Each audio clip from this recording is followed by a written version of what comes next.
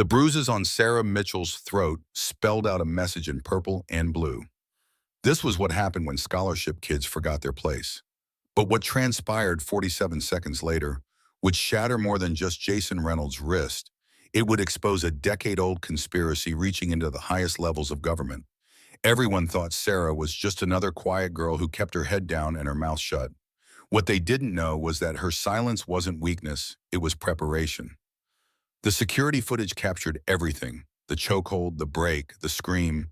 But there was something else on that tape that would send three powerful adults to federal prison and make Sarah Mitchell the most dangerous student in Westbrook Academy's 250-year history. If you've ever felt powerless in the face of injustice, this story might change how you see your own strength. Sometimes the quietest voices carry the loudest truth. Tuesday morning, 8:42 a.m. Westbrook Academy buzzed with the privileged energy that only came from old money, colliding with older traditions in hallways lined with Revolutionary War-era portraits and fresh donor plaques. The school had been educating the children of America's elite since 1773, a fact reminded by the Patriots and Presidents banners hanging over the main entrance. Sarah Mitchell moved through the crowded marble corridor like smoke invisible unnoticed, exactly how she'd survived nearly 3 years at New England's most elite preparatory school. Her backpack faded and practicals stood out among designer bags like a battlefield medic in a fashion show. But Sarah had learned that being overlooked was a superpower, a lesson her father had taught her before his final deployment. What nobody knew, not her teachers, not her classmates, not even her mother working her third consecutive shift at the VA hospital, was that Sarah Mitchell had been preparing for war since she was 11 years old. 6 years of Krav Maga training every Tuesday and Thursday at 5:30 a.m. at Nakamura's downtown gym. 6 years of learning that violence was never the first option, but when cornered, it needed to be devastatingly effective. Her father, Master Sergeant James Mitchell, had died in a peacekeeping operation when she was 10. His final letter contained just 4 words that would reshape her entire existence. Eagles soar but watch. Master Nakamura had taken her under his wing after reading that letter. The 70-year-old Japanese-American veteran had fought alongside her father in a jungle half a world away during a war most Americans wanted to forget. Now he taught her not just how to fight, but when to fight, and more importantly, how to document everything.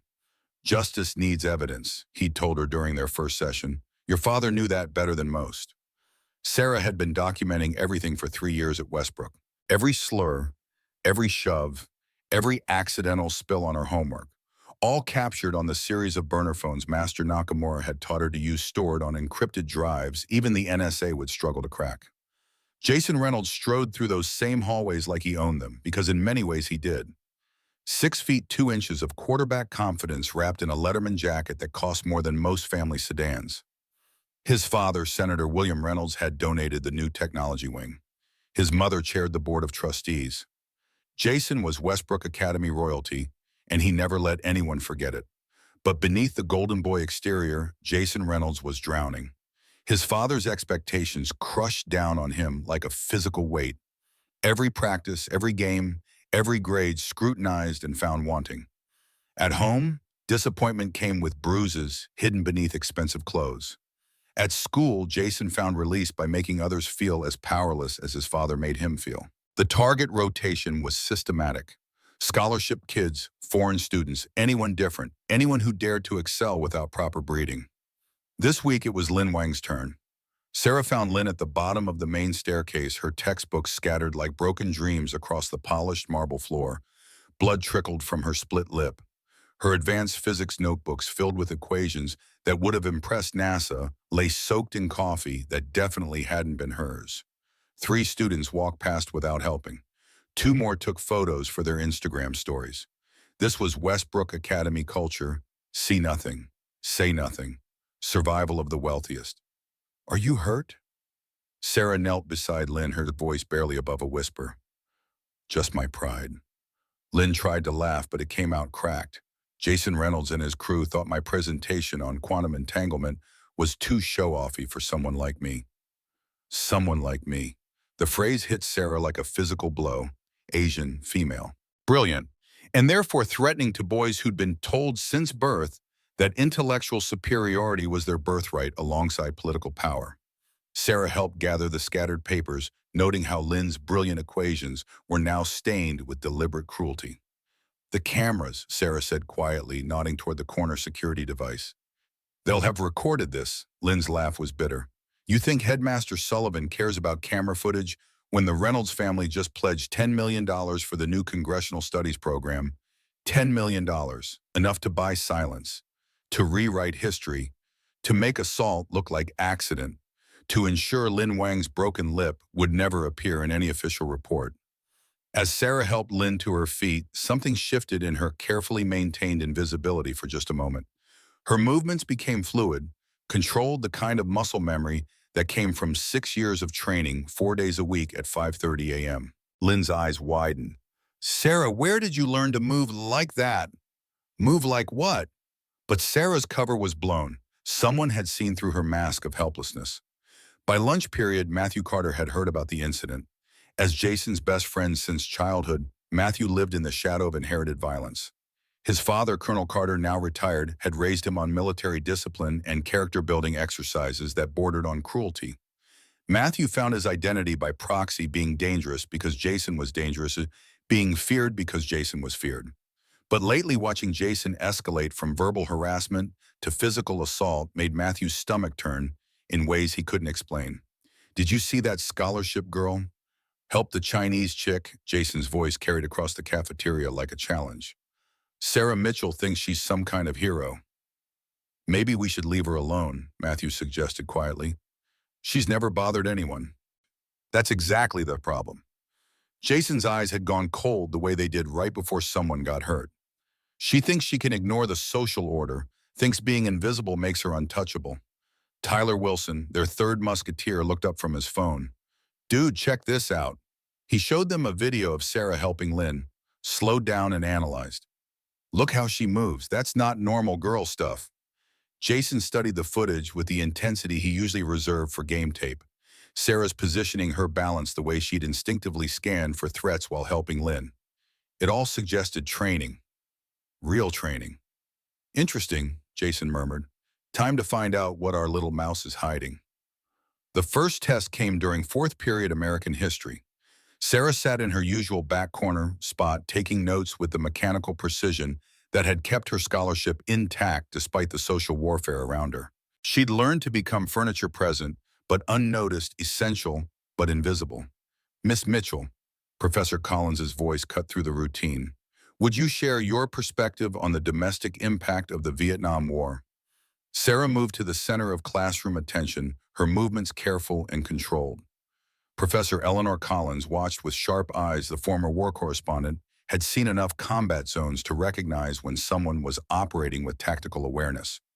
As Sarah began her measured response about the war's impact on American families, something shifted in the room's energy. Her quiet competence, her obvious intelligence, her refusal to shrink herself to make others comfortable. It all painted a target on her back that grew larger with each articulate sentence.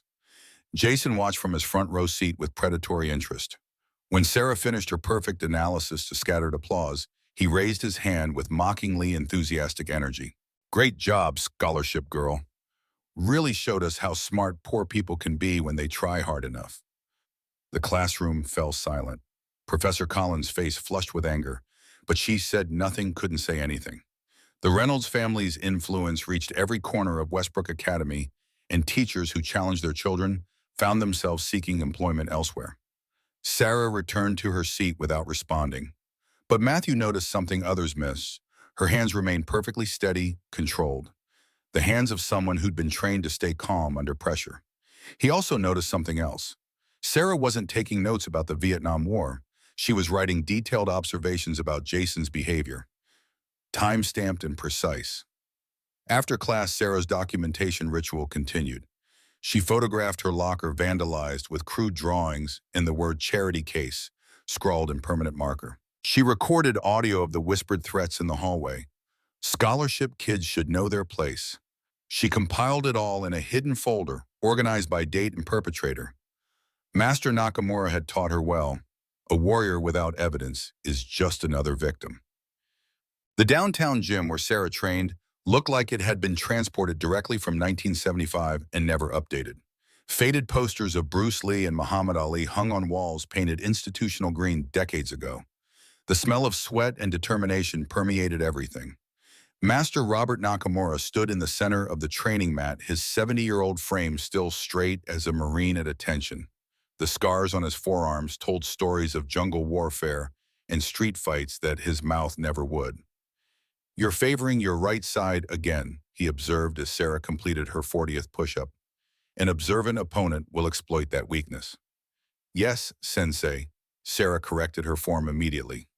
When she finished her warm-up routine, Nakamura motioned her to the worn wooden bench against the wall. Above it hung the only personal photograph in the entire gym, two young men in jungle fatigues on around each other's shoulders standing before a helicopter. One Asian, one Caucasian, both wearing the 1,000-yard stare of men who had seen too much. "Your father would have been proud of you today," Nakamura said quietly. Sarah looked up in surprise. "You know about what happened at school?" "I know everything that happens at that school." Nakamura's face remained impassive. "Just as I know the Reynolds boy has escalated his behavior from verbal to physical intimidation." Sarah's eyes narrowed. "How do you—" "I have my sources," Nakamura interrupted, "just as your father did." For the first time, Nakamura reached into his desk and removed a worn leather folder she had never seen before. From it, he extracted an ID card that made Sarah's breath catch. Federal Bureau of Investigation. Special Agent Robert Nakamura. The photo showed a younger version of her mentor, but with the same uncompromising eyes. "My service to this country didn't end in Vietnam," Nakamura said simply. "Neither did your father's. We were recruited for specialized work after our return." "You were FBI dad too," Sarah struggled to process this revelation. "Your father remained military intelligence. I joined the Bureau's Special Investigations Unit, tracking domestic corruption." Nakamura carefully returned the ID to its hiding place. "We maintained our connection throughout the years, sharing information when our investigations overlapped." He looked at Sarah with new intensity.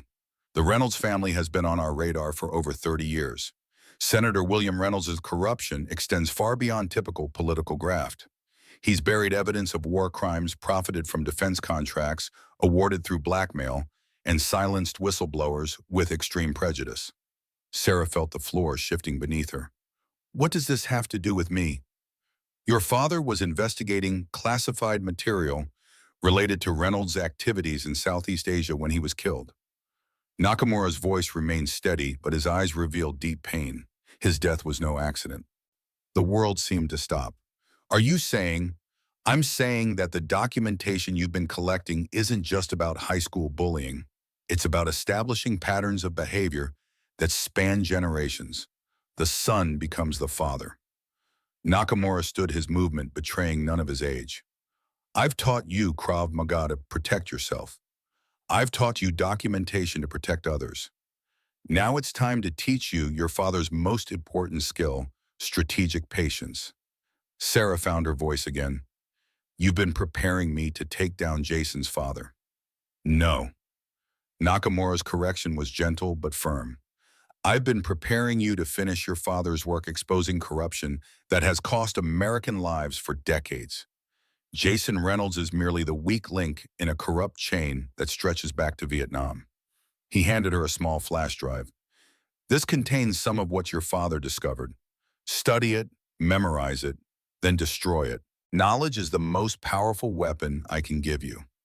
As Sarah left the gym that evening, the weight of her backpack felt insignificant compared to the burden of truth she now carried. The escalation came faster than even Sarah had anticipated. By Friday afternoon, Jason's patience with subtle intimidation had evaporated entirely. The final straw was Sarah's perfect score on the Advanced Placement U.S. government exam, a score that knocked Jason from valedictorian position and threatened his guaranteed Harvard admission. "Emergency meeting," Jason texted his crew. "Time to remind everyone how things work around here." Sarah was leaving her after-school tutoring session, helping underclassmen with calculus for $15 an hour, when she found them waiting by the east entrance. Jason, Matthew, and Tyler formed a triangle of expensive malice, their positioning calculated to cut off escape routes. "Going somewhere charity case," Jason's voice had shed all pretense of civility. "Home," Sarah replied evenly, calculating distances and angles out of habit. 3 opponents, all larger, all angry. But anger made people sloppy, and Sarah had learned to use every advantage. Not yet. Jason stepped closer, invading her personal space with deliberate aggression. We need to have a conversation about respect. I respect everyone until they give me reason not to. Sarah's voice remained calm, but her stance had shifted almost imperceptibly, weight balanced, ready to move. Matthew noticed the change immediately. Something about Sarah's positioning reminded him of documentaries he'd watched with his father. The moment before a cornered animal revealed it had claws. "Shut up, Matthew," Jason snapped when his friend tried to intervene. His attention focused entirely on Sarah. "You think you're better than us because you have perfect grades. Think your scholarship makes you special. I think education is a privilege, not a right to abuse others." The words hung in the air like a declaration of war. Jason's face flushed red, all the rage he couldn't direct at his father finding a new target. "You want to see abuse? Let me show you what happens to mouthy scholarship kids." He reached for Sarah's throat with both hands, the same move his father had used on him countless times during their character-building sessions. But Sarah Mitchell wasn't Senator Reynolds, and she'd been trained by someone who understood that in a real fight, there were no rules except survival.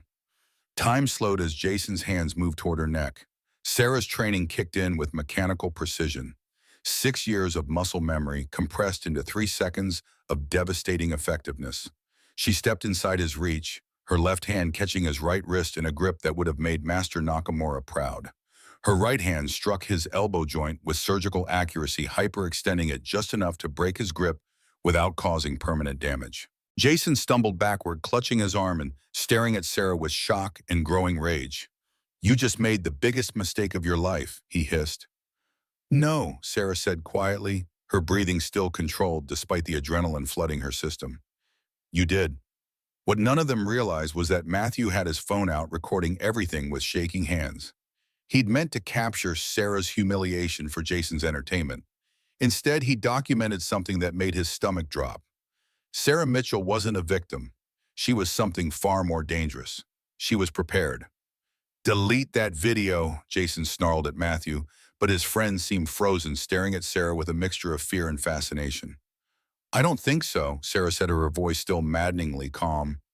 "Matthew just documented attempted assault and battery. I defended myself with minimal force. That video might be the most important thing he's ever recorded."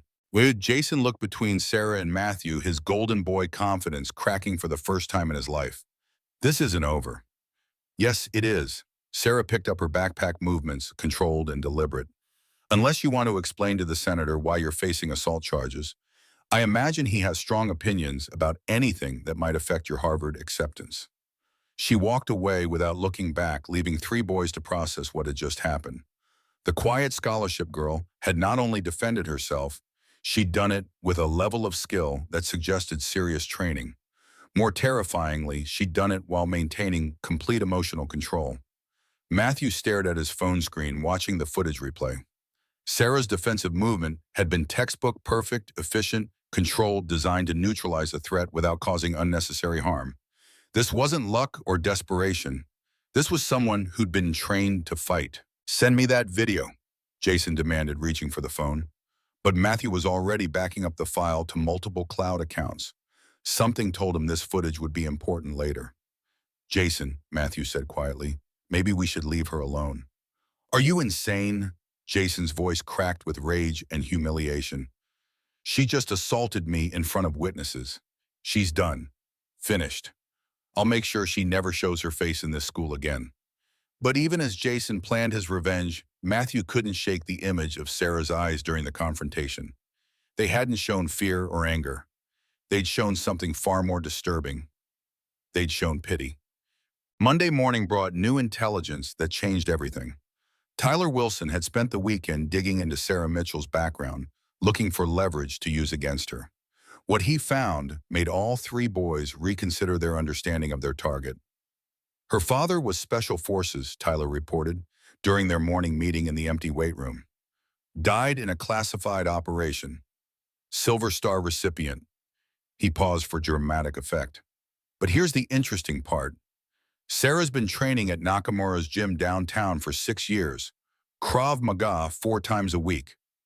Jason's blood ran cold. Krav Maga wasn't a hobby. It was a military combat system designed for close-quarters engagement against multiple opponents. If Sarah had been training since she was 11, she was essentially a weapon disguised as a scholarship student. That explains Friday, Matthew muttered, remembering the effortless way Sarah had neutralized Jason's attack. No, it doesn't explain anything, Jason snapped, but his bravado sounded hollow even to himself. It means she's been planning this, pretending to be weak while learning how to fight. She's been playing us. The truth was more complex than Jason's paranoid imagination could grasp. Sarah hadn't been planning for 3 years to fight him specifically. She'd been planning for 3 years to survive Westbrook Academy. Every slight, every humiliation, every moment of deliberate exclusion had been documented and cataloged not for revenge, but for justice. Because Sarah Mitchell had learned something that her privileged classmates never had to consider. When the system is designed to protect bullies, you have to become your own protection. Professor Collins found Sarah during lunch period grading papers in the empty library with mechanical precision. As Westbrook Academy's only openly progressive faculty member, Eleanor Collins understood what it meant to navigate hostile territory while maintaining perfect composure. The incident on Friday, she said without preamble, settling into the chair across from Sarah. Are you all right? I'm fine, Sarah's standard response delivered with practiced neutrality. I saw the video Matthew Carter posted before he deleted it. Professor Collins's voice dropped to a whisper. That was impressive self-defense. Sarah's pen stopped moving. In 3 years at Westbrook Academy, no teacher had ever acknowledged the obvious pattern of harassment she endured. They all saw, but seeing and acting were different things entirely. I defended myself with minimal force, Sarah said carefully. You did more than that. Professor Collins pulled out her own phone, showing Sarah a screenshot. You've been documenting everything, the harassment, the escalation, the final assault. You've been building a case. Sarah studied the older woman's face, searching for the trap. Why are you telling me this?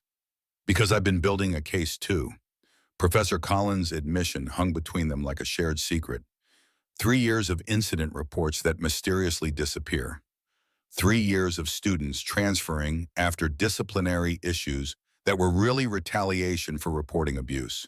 3 years of watching talented kids like you suffer in silence because speaking up means losing everything. The alliance formed without words. 2 women united by their understanding of how power worked at Westbrook Academy. Professor Collins had been documenting from above, Sarah from below. Together, they had enough evidence to expose a system that protected predators and silenced victims. What happens next? Sarah asked. That depends on how far Jason Reynolds is willing to escalate. Professor Collins' expression was grim. His father's political campaign is struggling with whispers of corruption. The family needs Jason's Harvard acceptance to maintain their social standing. They can't afford any scandals. So they'll try to destroy me before I can expose them. They'll try. Professor Collins smiled, but it was the kind of smile predators recognized in prey that was no longer defenseless. But they don't know what they're really dealing with. Sarah Mitchell, the quiet scholarship student who'd spent 3 years invisible in plain sight, was about to become the most dangerous person at Westbrook Academy. Not because she was violent, but because she was prepared. The countdown to destruction had begun, and Jason Reynolds had no idea he was about to lose everything to the girl he'd underestimated for 3 years. Wednesday afternoon, 3:45 p.m., Jason Reynolds made the decision that would destroy his life. Standing in Headmaster Sullivan's office, surrounded by Revolutionary War memorabilia and family portraits of notable alumni, he played his final card. Sarah Mitchell assaulted me, he announced to Headmaster Sullivan and his father, who'd been summoned for an emergency meeting. I want her expelled and arrested. Headmaster Sullivan, a thin man who'd spent 25 years perfecting the art of administrative cowardice, wrung his hands nervously. Jason, are you sure about this? The girl has an exemplary academic record. I don't care if she's Einstein's daughter. Senator William Reynolds' voice cut through the office like a combat knife. My son was assaulted by a scholarship student. This school's reputation depends on maintaining proper order. What none of them knew was that Sarah Mitchell was 3 floors below in the computer lab, uploading 3 years of documented evidence to a secure server. Every threat, every incident, every moment of administrative failure timestamped and cross-referenced. Master Nakamura had taught her patience, but he'd also taught her preparation. Matthew Carter sat in the hallway outside the headmaster's office, his hands shaking as he stared at his phone.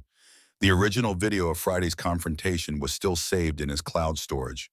But Jason had demanded he delete all copies.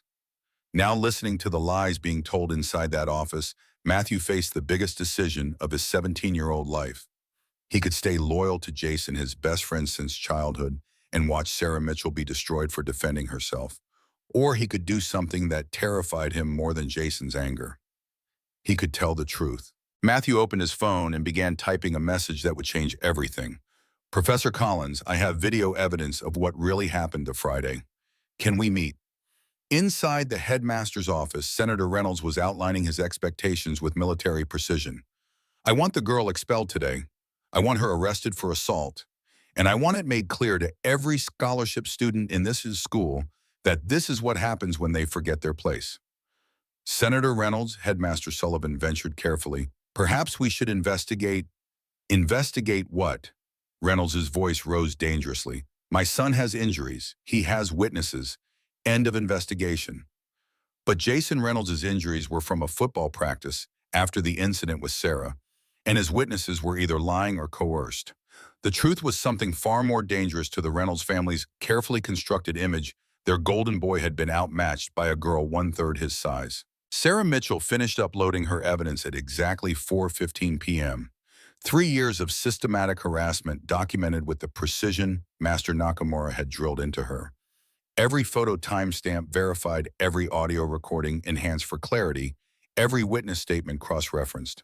As she closed her laptop, Sarah's phone buzzed with a message from Professor Collins. They're convening an emergency disciplinary hearing tonight.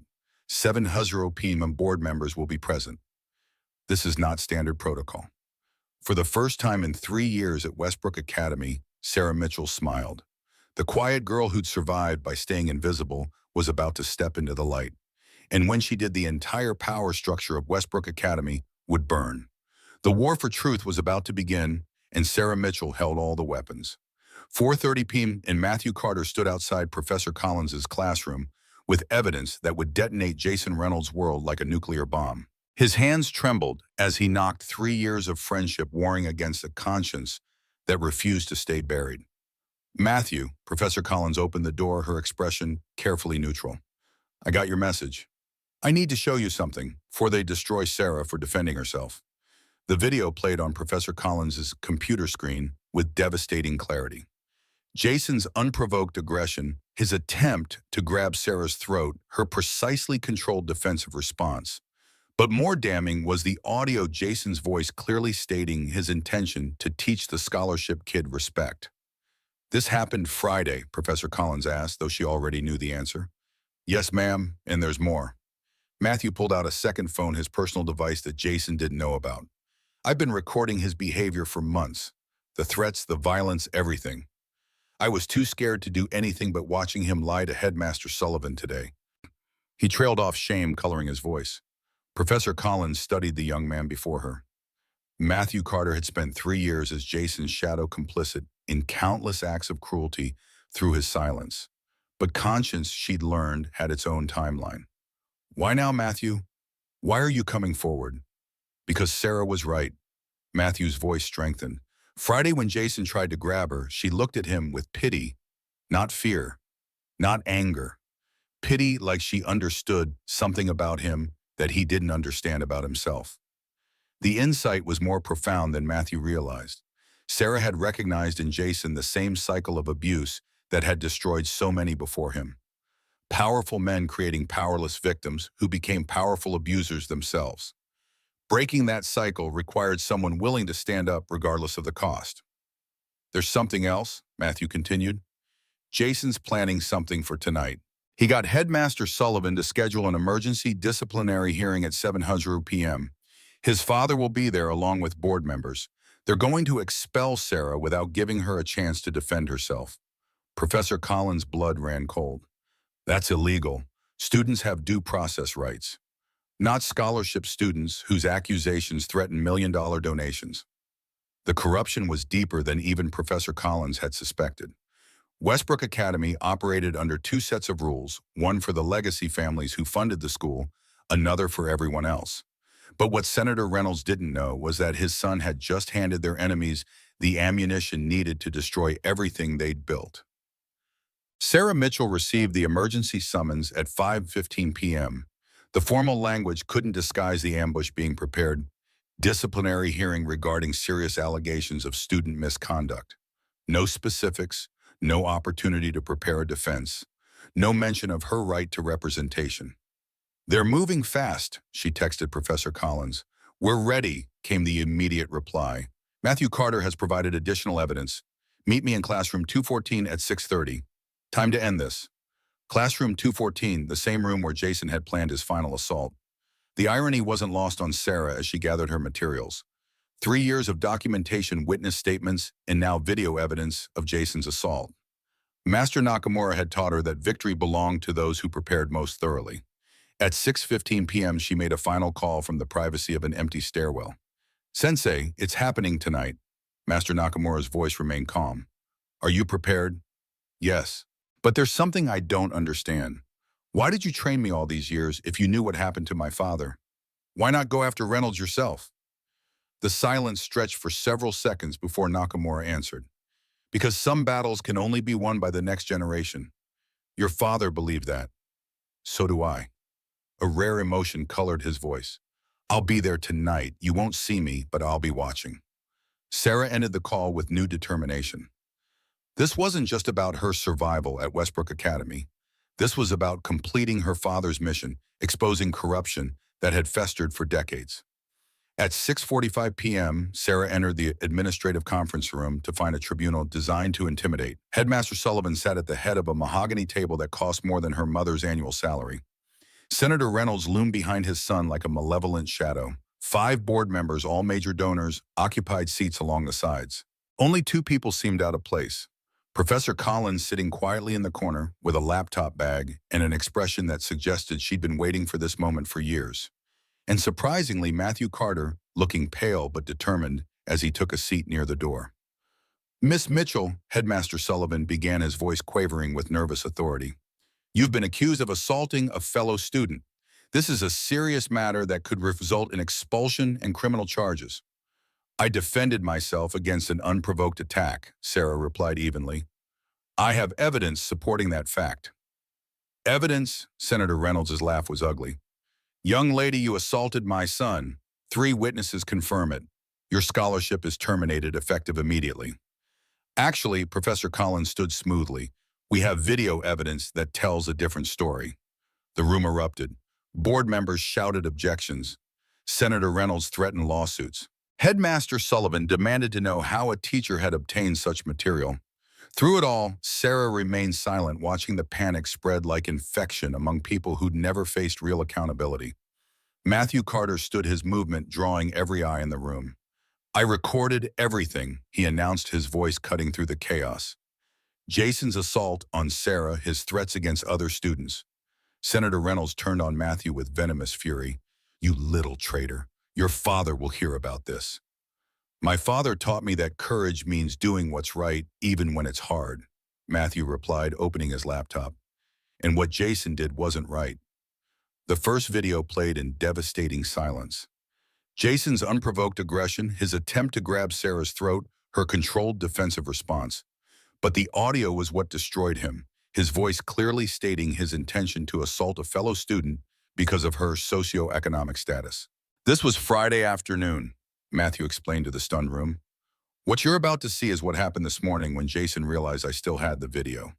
The second recording began playing, Jason's voice echoing through the empty locker room.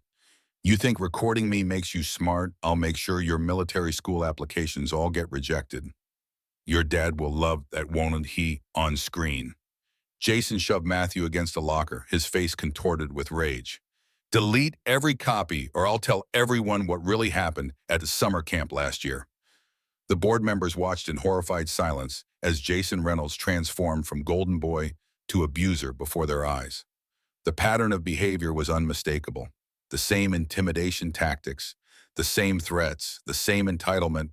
that had characterized his father's political career. "There's more," Professor Collins said quietly. She connected her own laptop to the room's projection system, displaying a comprehensive file system. 3 years of documented harassment, administrative cover-ups, and systematic discrimination against scholarship students. The evidence was overwhelming: audio recordings of threats, photographs of vandalized property, witness statements from terrified students, and documentation of administrative inaction. Each piece individually damning, collectively devastating. "You can't prove any systemic wrongdoing," Senator Reynolds blustered, but his voice lacked conviction. "Actually, we can." Sarah spoke for the first time, her voice steady. She opened her own laptop, displaying a different set of files. "These are reports my father filed with the military intelligence before his death. Reports about certain activities in Southeast Asia during and after the Vietnam War. Reports that implicate you directly in the cover-up of war crimes and profiteering from defense contracts." The senator's face went ashen. "Those records are classified. Where did you—" "My father made copies. He knew what might happen to him." Sarah's eyes never left the senator's face. "He taught me that eagles soar, but they also watch. I've been watching you for 3 years, just like he watched you for 20. The room fell silent as the implications sank in. This wasn't just about one assault in a high school hallway. It was about a systematic pattern of abuse protected by money and enabled by cowardice, a pattern that stretched back decades. Sarah Mitchell stood up, her movement drawing every eye in the room. For 3 years, she'd been invisible, the quiet scholarship girl who absorbed abuse without complaint. Now she commanded attention with the quiet authority of someone who'd survived everything they could throw at her. "You want to know why I documented everything?" Her voice carried the weight of accumulated injustice. "Because my father died fighting for freedom, and I watched you use his sacrifice to justify oppression. Because Maria Rodriguez tried to kill herself last year after your son's systematic harassment, and you covered it up. Because Lin Wang lives in fear every day, and you call it character building." She turned to face Jason Reynolds directly. "I didn't want to hurt you. I wanted you to stop hurting others, but you made violence the only language you'd understand." Jason looked up at her through tears of pain and humiliation. "My father will destroy you for this. Your father can't even save himself now." The room's attention shifted to the doorway where an elderly Japanese-American man stood with perfect military posture. Behind him were two men in dark suits, their government IDs visible on their lapels. "Master Nakamura," Sarah whispered. Robert Nakamura stepped into the room with the quiet confidence of a man who had faced worse threats than angry politicians. "Senator Reynolds, these agents from the Inspector General's office would like to discuss certain financial irregularities related to defense appropriations under your committee's oversight." Senator Reynolds' face collapsed into a mask of desperate calculation. "This is a school matter. You have no jurisdiction here." "On the contrary," one of the agents replied, "evidence of financial crimes was discovered during this investigation. That makes it very much our jurisdiction." As Senator Reynolds was escorted from the room, protesting loudly about his connections and political immunity, Sarah caught Master Nakamura's eye. The slight nod he gave her contained a world of meaning. "Mission accomplished, soldier." The Westbrook Academy board members sat in stunned silence, watching as decades of careful power arrangements collapsed in minutes. Headmaster Sullivan's career was effectively over. The Reynolds family's influence shattered beyond repair. And through it all, Sarah Mitchell remained standing, the quiet girl whose documentation had brought down a corrupt empire. "The disciplinary hearing is adjourned," Professor Collins announced to the shell-shocked room. "And I believe the board has some serious policy revisions to consider regarding student safety and administrative accountability." As the impromptu tribunal disbanded in disarray, Matthew approached Sarah hesitantly. "I'm sorry for everything." "You came through when it mattered," Sarah replied, her voice softening for the first time. "That's what counts." Outside in the darkened parking lot, Sarah found Master Nakamura waiting beside his ancient Jeep, the same model he'd driven in Vietnam all those years ago. "My father would be proud," Sarah said quietly, "of both of us." Nakamura nodded. "His mission is complete." "Not quite." Sarah looked back at the imposing silhouette of Westbrook Academy, its colonial architecture a reminder of power structures built on exclusion and privilege. "This was just one battle in a much longer war. And you'll be ready for the next one." Nakamura replied with certainty, just as your father would have been. As they drove away, Sarah Mitchell looked out at the passing New England landscape, the same hills and forests where American revolutionaries had once fought against tyranny. Her father had continued that fight in jungles halfway across the world. Now she carried their shared legacy forward. The quiet observer had found her voice, and the world would never be the same. The next morning, Westbrook Academy hummed with the electric current of rumor and speculation. Sarah Mitchell's name whispered through hallways like a revolutionary code, the scholarship girl who had brought down the mighty Reynolds family. The story grew with each retelling. She was a secret military operative. She had blackmailed the board. She had connections to federal intelligence. None of them knew how close to the truth their wild theories came. Sarah moved through the same hallways differently now, no longer invisible, but not quite comfortable with visibility either. 6 years of training had prepared her for physical confrontation. Nothing had prepared her for notoriety. The morning news carried the first public reports. Senator William Reynolds steps down from Armed Services Committee amid investigation. No mention of a high school disciplinary hearing or a scholarship student named Sarah Mitchell. The machinery of power was already working to contain the damage to separate the senator's disgrace from its unlikely catalyst. Professor Collins intercepted Sarah outside her first period class, steering her into an empty classroom with gentle urgency. "The board is in emergency session," she said without preamble. "They're debating how to handle this without bringing further embarrassment to the school." "And without admitting their complicity," Sarah added, her voice calm despite the storm around her. "Precisely." Professor Collins's smile was thin. "They're already constructing a narrative that paints the Reynolds family as unfortunate outliers in an otherwise spotless institution. What happens now? That depends on what you want to happen." Professor Collins studied her carefully. "You have leverage, Sarah. For perhaps the first time in Westbrook's history, a scholarship student holds power over the board." Sarah considered this. Master Nakamura had taught her that true victory wasn't about defeating an enemy, it was about changing the conditions that created enemies in the first place. "I want systemic change," she said finally. "New anti-harassment policies with real enforcement, an independent student advocate position with actual authority, and a full scholarship fund for students from military families who've lost parents in service." Professor Collins's eyebrows rose slightly. "You've given this some thought." 3 years' worth. Sarah's smile was brief but genuine. "I've had plenty of time to consider what justice looks like." As they parted ways, Sarah caught sight of Matthew Carter watching her from across the hallway. The guilt in his eyes was palpable, 3 years of complicity weighing on him like physical gravity. She gave him a small nod. Not forgiveness exactly, but acknowledgement of his choice when it had truly mattered. Her phone buzzed with a text from Master Nakamura. "News coverage beginning. Prepare accordingly." Tum. The media descended on Westbrook Academy by noon. Satellite trucks parked along the stately drive. Reporters stationed at the wrought iron gates, drones hovering over the Revolutionary War-era campus.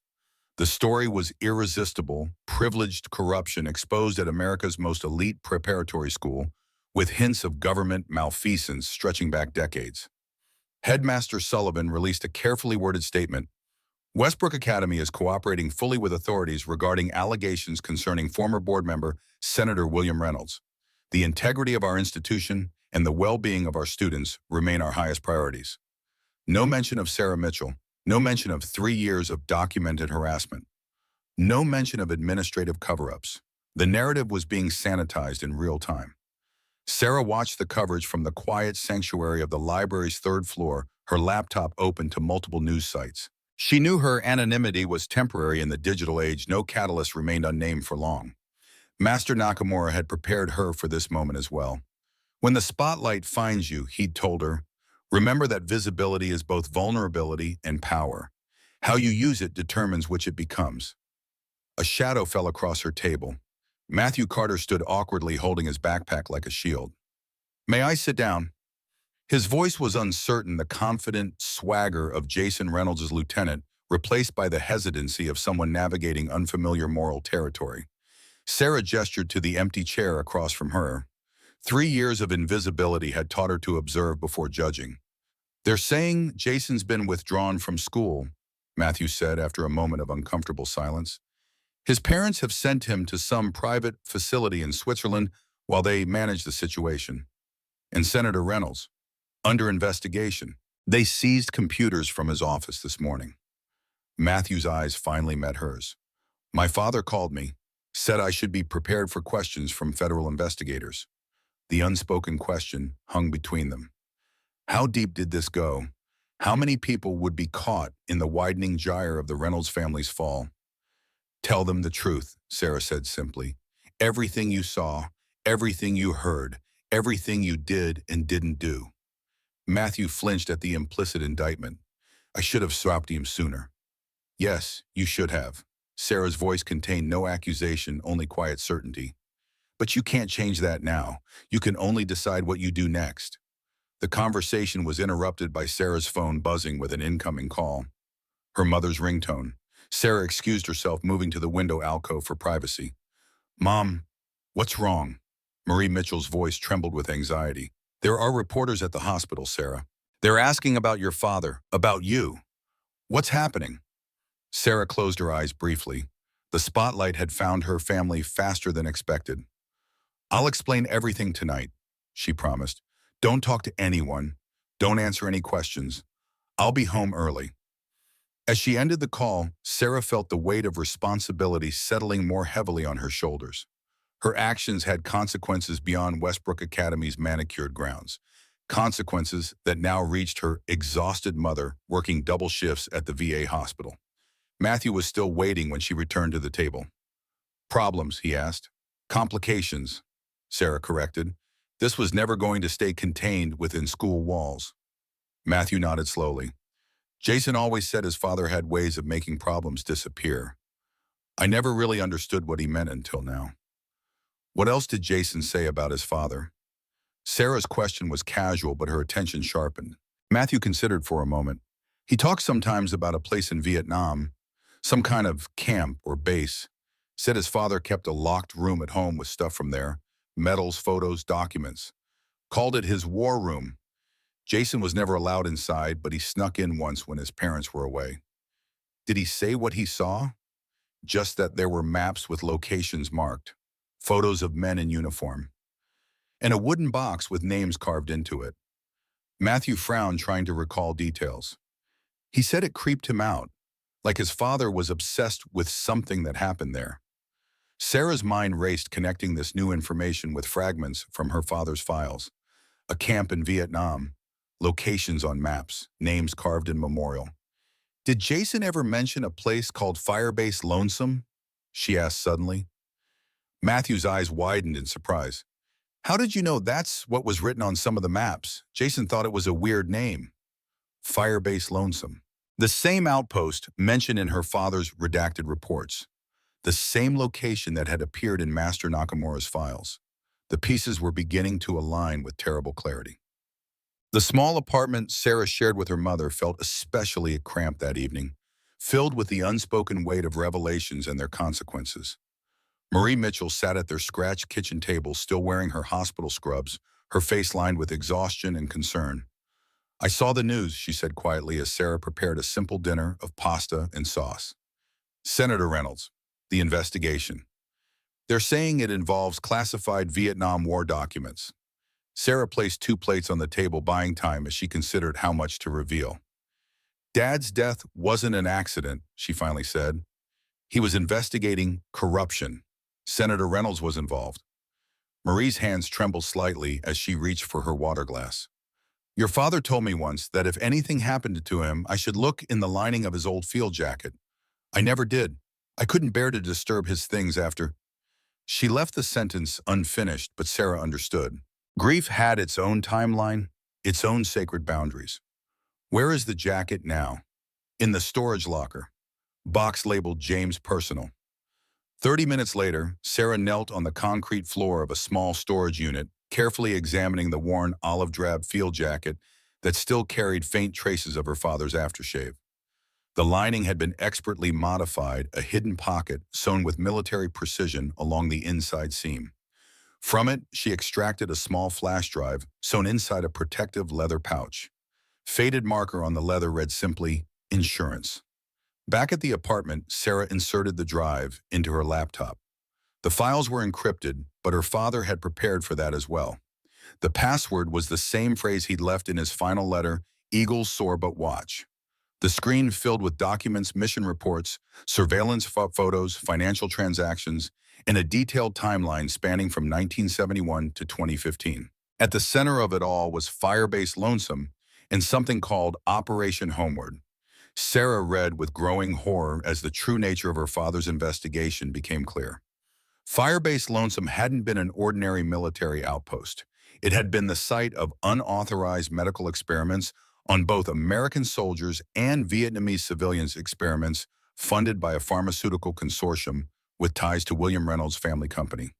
When the war ended, the evidence was supposedly destroyed, but samples and data had been smuggled back to the United States, where the research continued in private facilities funded through classified defense contracts overseen by Reynolds' committee.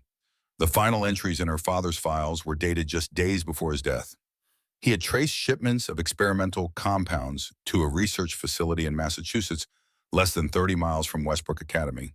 The facility's board of directors included 3 current Westbrook board members. The conspiracy wasn't just about one corrupt senator. It encompassed an entire network of powerful individuals who had profited from suffering for over 40 years. Sarah's phone rang, startling her. Master Nakamura's number. "Have you found it?" he asked without preamble. "Yes, my father's files on Firebase Lonesome and Operation Homeward." Sarah's voice was steady despite her racing heart. "Did you know about all of this?" "Parts of it. Your father discovered the connections to current research facilities. That's what made his investigation dangerous. He wasn't just exposing historical crimes. He was revealing ongoing operations." The Westbrook board members are involved, yes. The school has been a useful networking hub for decades, connecting military contracts with pharmaceutical research and political protection. Nakamura's voice hardened.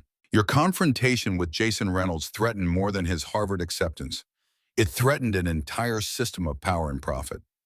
Sarah thought of the storage facility where she'd found her father's jacket, an anonymous building owned by a shell company. "They'll be looking for these files now, won't they?" "Yes. Senator Reynolds knows your father had evidence. That's why we need to move quickly." Master Nakamura's voice took on a new urgency. "Pack a bag. Essential items only. I'll pick you up in 30 minutes. "What about my mother?" "Call Professor Collins. Ask her to stay with your mother tonight. Say nothing about the files." As Sarah ended the call, she felt the ground shifting beneath her again. The quiet battle she'd been fighting within Westbrook Academy's walls had suddenly expanded into something far more dangerous, a confrontation with powerful people who had already killed to protect their secrets. She was no longer just a scholarship student documenting harassment. She was her father's daughter, carrying forward his mission to expose corruption that had destroyed countless lives. And that made her a target. Master Nakamura's Jeep followed back roads through the Massachusetts countryside, headlights cutting through darkness as they headed away from the city. Sarah sat in the passenger seat, her father's field jacket wrapped around her shoulders like armor. "Where are we going?" she asked after they'd been driving for nearly an hour. "Somewhere safe," Nakamura replied, his eyes scanning the road ahead. "Somewhere they won't think to look for you." The somewhere turned out to be a small cabin nestled in pine woods, its weathered exterior blending into the surrounding forest.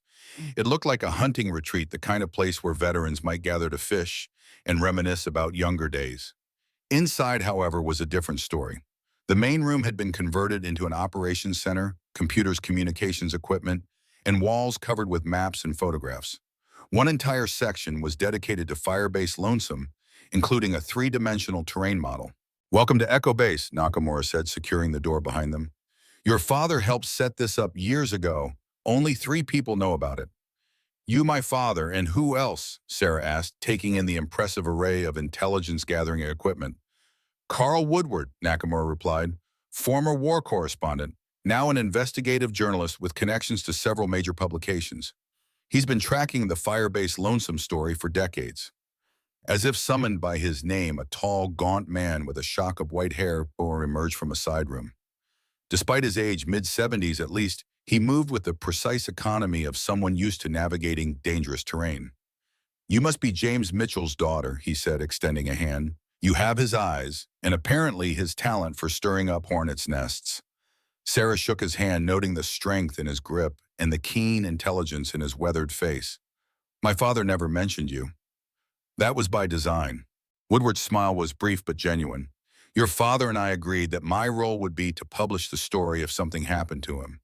Insurance, he called it. Why wait all these years? Sarah couldn't keep the accusation from her voice. My father died 7 years ago. Because the evidence wasn't complete, Woodward replied without defensiveness. We needed the connection to current operations proof that this wasn't just historical wrongdoing, but ongoing criminal activity. Your father was close to establishing that link when he was killed. And now we have it, Nakamura interjected, gesturing to Sarah's laptop case. James's final insurance policy. Sarah unpacked her computer and connected it to the larger system. Her father's files spread across multiple screens, a digital tapestry of corruption and cover-up spanning nearly 50 years. Firebase Lonesome was established in 1969 as a forward operating base near the Laotian border. Woodward explained as they examined the documents. On paper, it was a standard military installation. In reality, it was a testing site for experimental combat performance enhancers developed by Reynolds Pharmaceutical. Performance enhancers, Sarah questioned.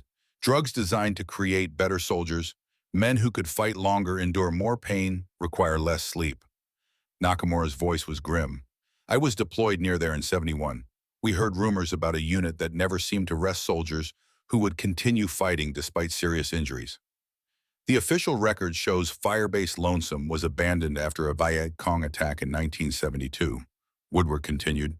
All personnel lost, all records destroyed. A convenient narrative that allowed the Reynolds family to distance themselves from the program while preserving its research. But someone survived, Sarah guessed, seeing where the story led. 3 men survived, Nakamura confirmed. 2 test subjects and 1 researcher. They smuggled out samples and data. After the war, William Reynolds, then a junior congressman on the Veterans Affairs Committee, arranged for the research to continue through classified defense contracts. Sarah thought of Jason Reynolds, his volatile rage, and his father's bruising discipline. The effects of these drugs were passed down genetically. Woodward finished for her. Increased aggression, reduced impulse control, heightened pain threshold. The perfect soldier in combat, but a disaster in civilian life. That's why Senator Reynolds was so obsessed with character building for his son, Nakamura added. He was trying to control the genetic legacy of Firebase Lonesome. Sarah scrolled through her father's files until she found personnel records from the secret facility. One photograph stopped her cold, a young medical officer with familiar features. Is that Headmaster Sullivan? Nakamura confirmed, before he reinvented himself as an educator. He was a research physician at Firebase Lonesome, specializing in behavioral modification. The pieces clicked into terrible alignment. Westbrook Academy wasn't just a prestigious school, it was a monitoring station, a place where the children of Firebase Lonesome veterans could be observed, their behaviors documented, their genetic legacy tracked across generations. This is bigger than one corrupt senator, Sarah said slowly. This is about an entire generation of veterans and their families being used as unwitting test subjects. Exactly. Woodward nodded approvingly. That's the story your father was building, not just historical war crimes, but an ongoing conspiracy that has affected thousands of Americans for decades. And now we have the evidence to expose it. Nakamura added, his voice carrying the weight of 40 years' patience. Sarah thought of Matthew Carter, his father, the retired colonel, his own struggles with aggression and moral clarity. How many students at Westbrook are connected to this? At least 15 current students are descendants of Firebase Lonesome personnel, Woodward replied, including Matthew Carter. His father was one of the test subjects. The revelation hit Sarah like a physical blow. Matthew's erratic behavior, his conflicted loyalty, his moments of clarity, fighting against conditioned responses, all of it made terrible sense now. Does Matthew know? No, Nakamura said quietly. None of the children know. That's part of the experiment, observing genetic expression without subject's awareness. Sarah felt sick. For 3 years, she'd been surrounded by victims who didn't know they were victims. Children carrying the burden of a war they hadn't fought, genetic modifications they hadn't consented to. We need to expose this, she said with sudden certainty. Not just for my father, but for all of them. For Matthew. For Jason even. Woodward and Nakamura exchanged glances, a silent communication between men who had seen too much war to believe in easy victories. Publishing this story will shake the foundations of multiple institutions, Woodward cautioned. The military, the medical establishment, the government. Powerful people will fight back. They already killed my father, Sarah said simply. What more can they take from me? The answer came sooner than any of them expected, a sharp notification tone from one of the surveillance monitors. Nakamura moved quickly to the security system, checking cameras positioned around the property's perimeter. We have visitors, he announced grimly. 2 vehicles approaching from the access road. Woodward moved to another monitor. Federal plates. Either they're really FBI or someone wants us to think they are. How did they find this place? Sarah asked, already knowing the answer. They followed you, Nakamura replied without accusation. Or more likely, they tracked your father's files when you accessed them. We should have anticipated that possibility. He moved with practiced efficiency, powering down systems, initiating data transfers to secure servers. Woodward takes Sarah through the tunnel. I'll handle our visitors. No, Sarah said firmly. I'm not running, not anymore. The 2 men stared at her in surprise.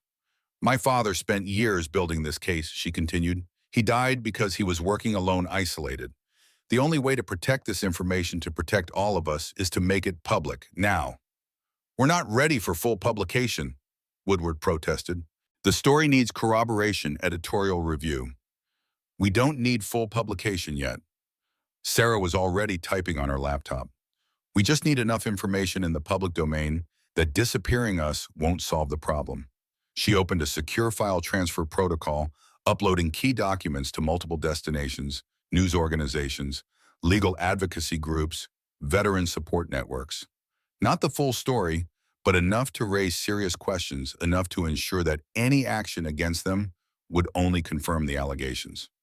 Eagles soar, but watch, she murmured as the uploads completed. My father wasn't just telling me to be observant. He was telling me to get high enough that everyone could see what was happening. The security monitor showed the vehicles parking at the edge of the clearing. 4 men in dark suits emerged, moving with the coordinated precision of military training.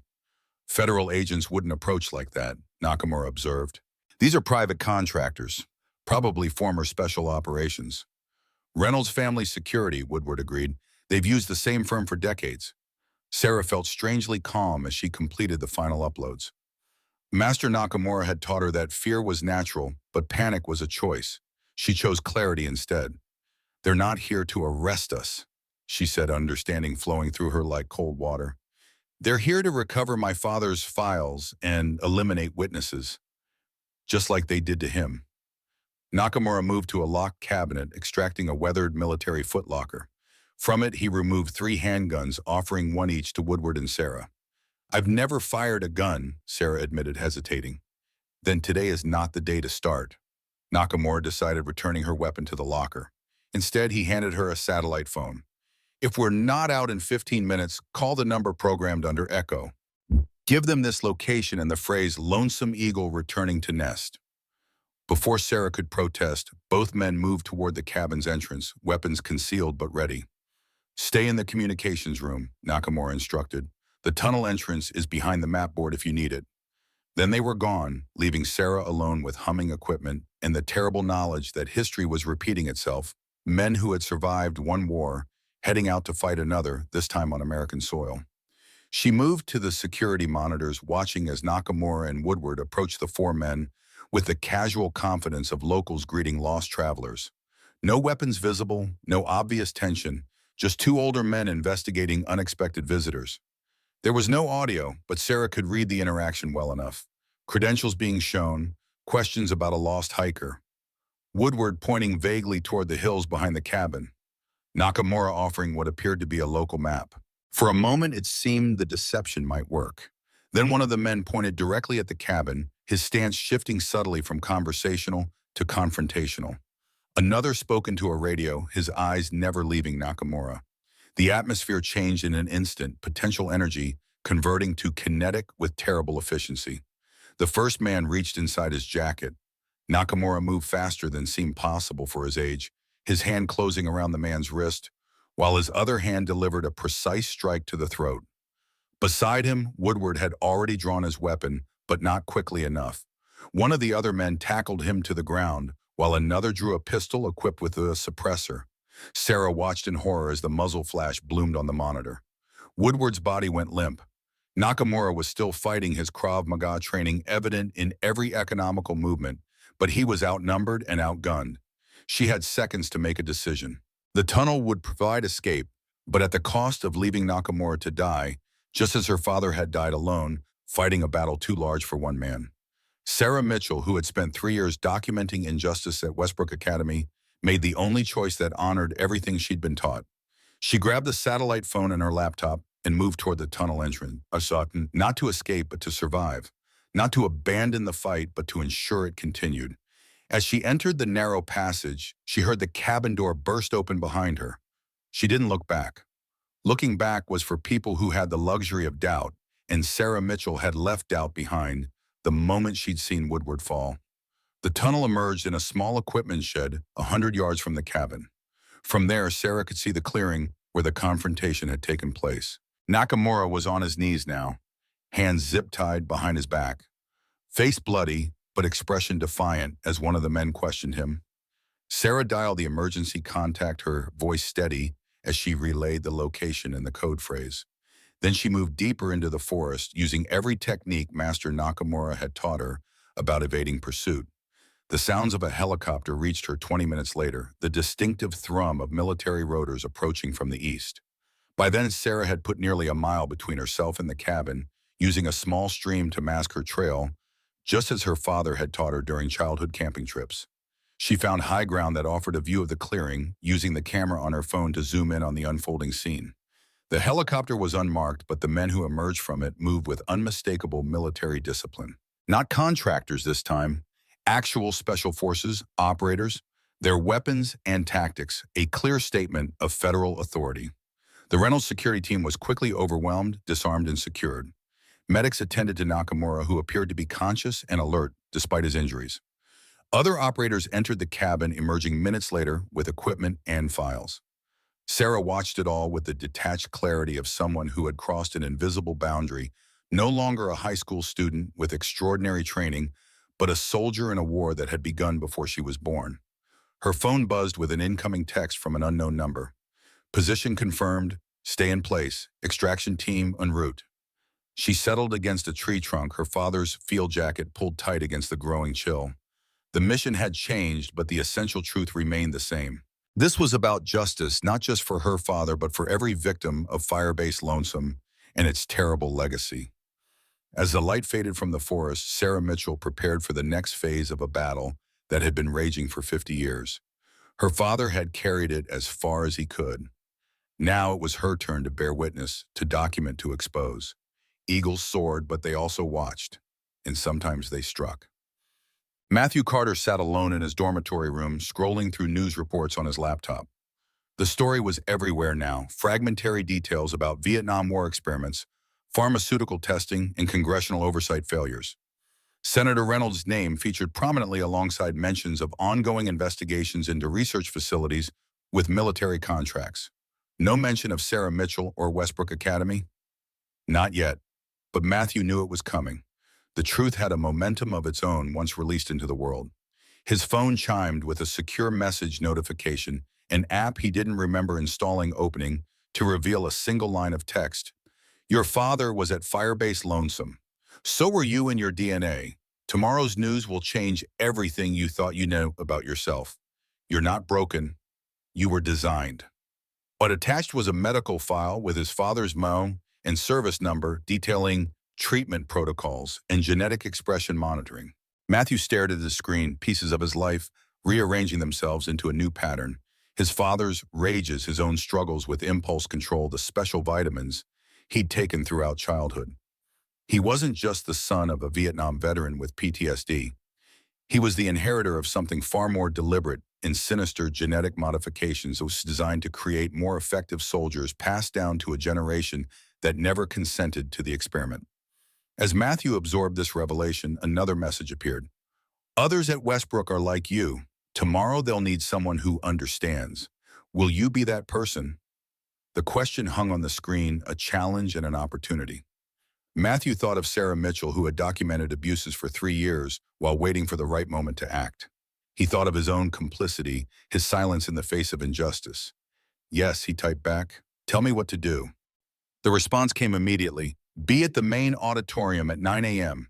The story breaks nationwide at 9:15. Watch for Professor Collins. Tomorrow, Matthew realized everything would change, not just for him, but for every student and family connected to Firebase Lonesome.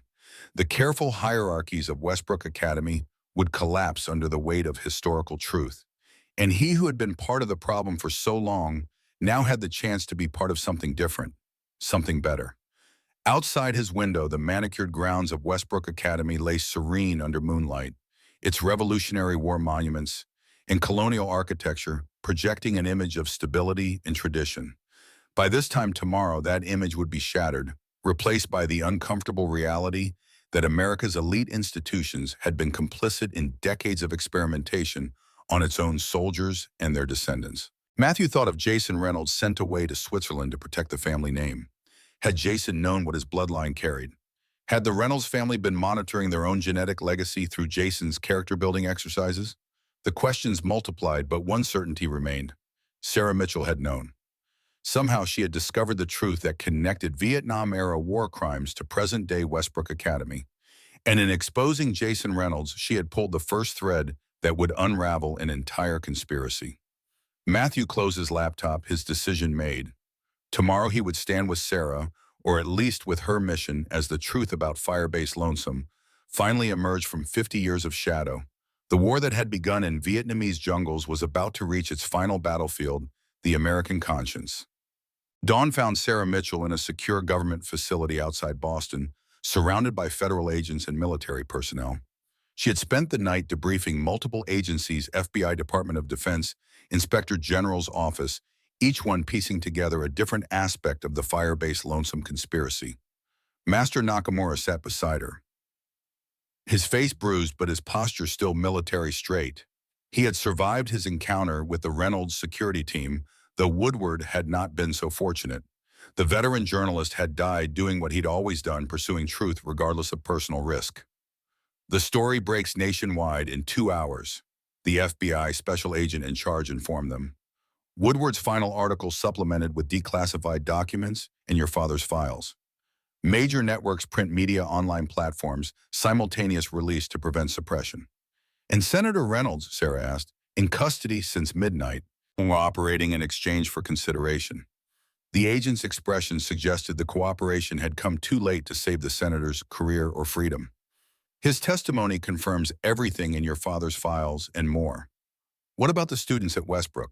Sarah's concern wasn't for the institution, but for the young people caught in its web, the descendants of Firebase Lonesome test subjects who would soon learn disturbing truths about their heritage. Professor Collins is coordinating with school counselors and military family support services, Nakamura answered. Matthew Carter has stepped up to help. Apparently, your example made quite an impression. Sarah thought of Matthew conflicted, complicit, but ultimately choosing conscience when it mattered most. Perhaps that was the most anyone could ask of someone fighting against genetic programming they didn't even know they carried. What happens now, she asked, the question encompassing far more than the immediate future. Just as hopefully, the agent replied, prosecutions for those still living who authorized the program, medical support for veterans and families affected by the experiments, a full accounting of the research and its applications. And reparations, Nakamura added firmly. Financial compensation can't undo 50 years of suffering, but it acknowledges responsibility. Sarah nodded, thinking of her mother working endless shifts at the VA hospital, of families like Matthew's, struggling with inherited trauma they couldn't name, of an entire generation shaped by experiments they never consented to. My father would have wanted that, she said quietly, justice, not just exposure. As the meeting concluded, Sarah was escorted to a private room where her mother waited, her face pale but composed.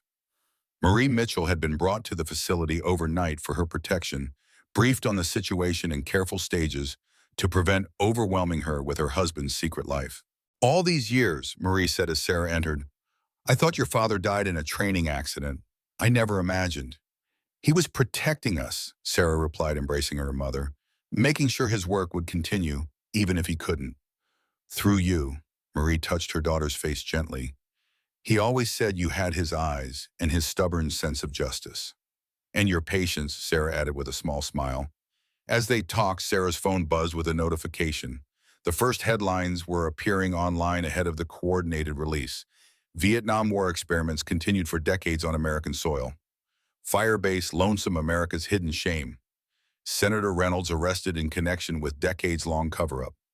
The truth was emerging into daylight after 50 years of shadow, not through dramatic confrontation or violent revolution, but through the patient documentation of evidence, through waiting for the right moment, through the quiet courage of a girl who had learned to watch and record before acting.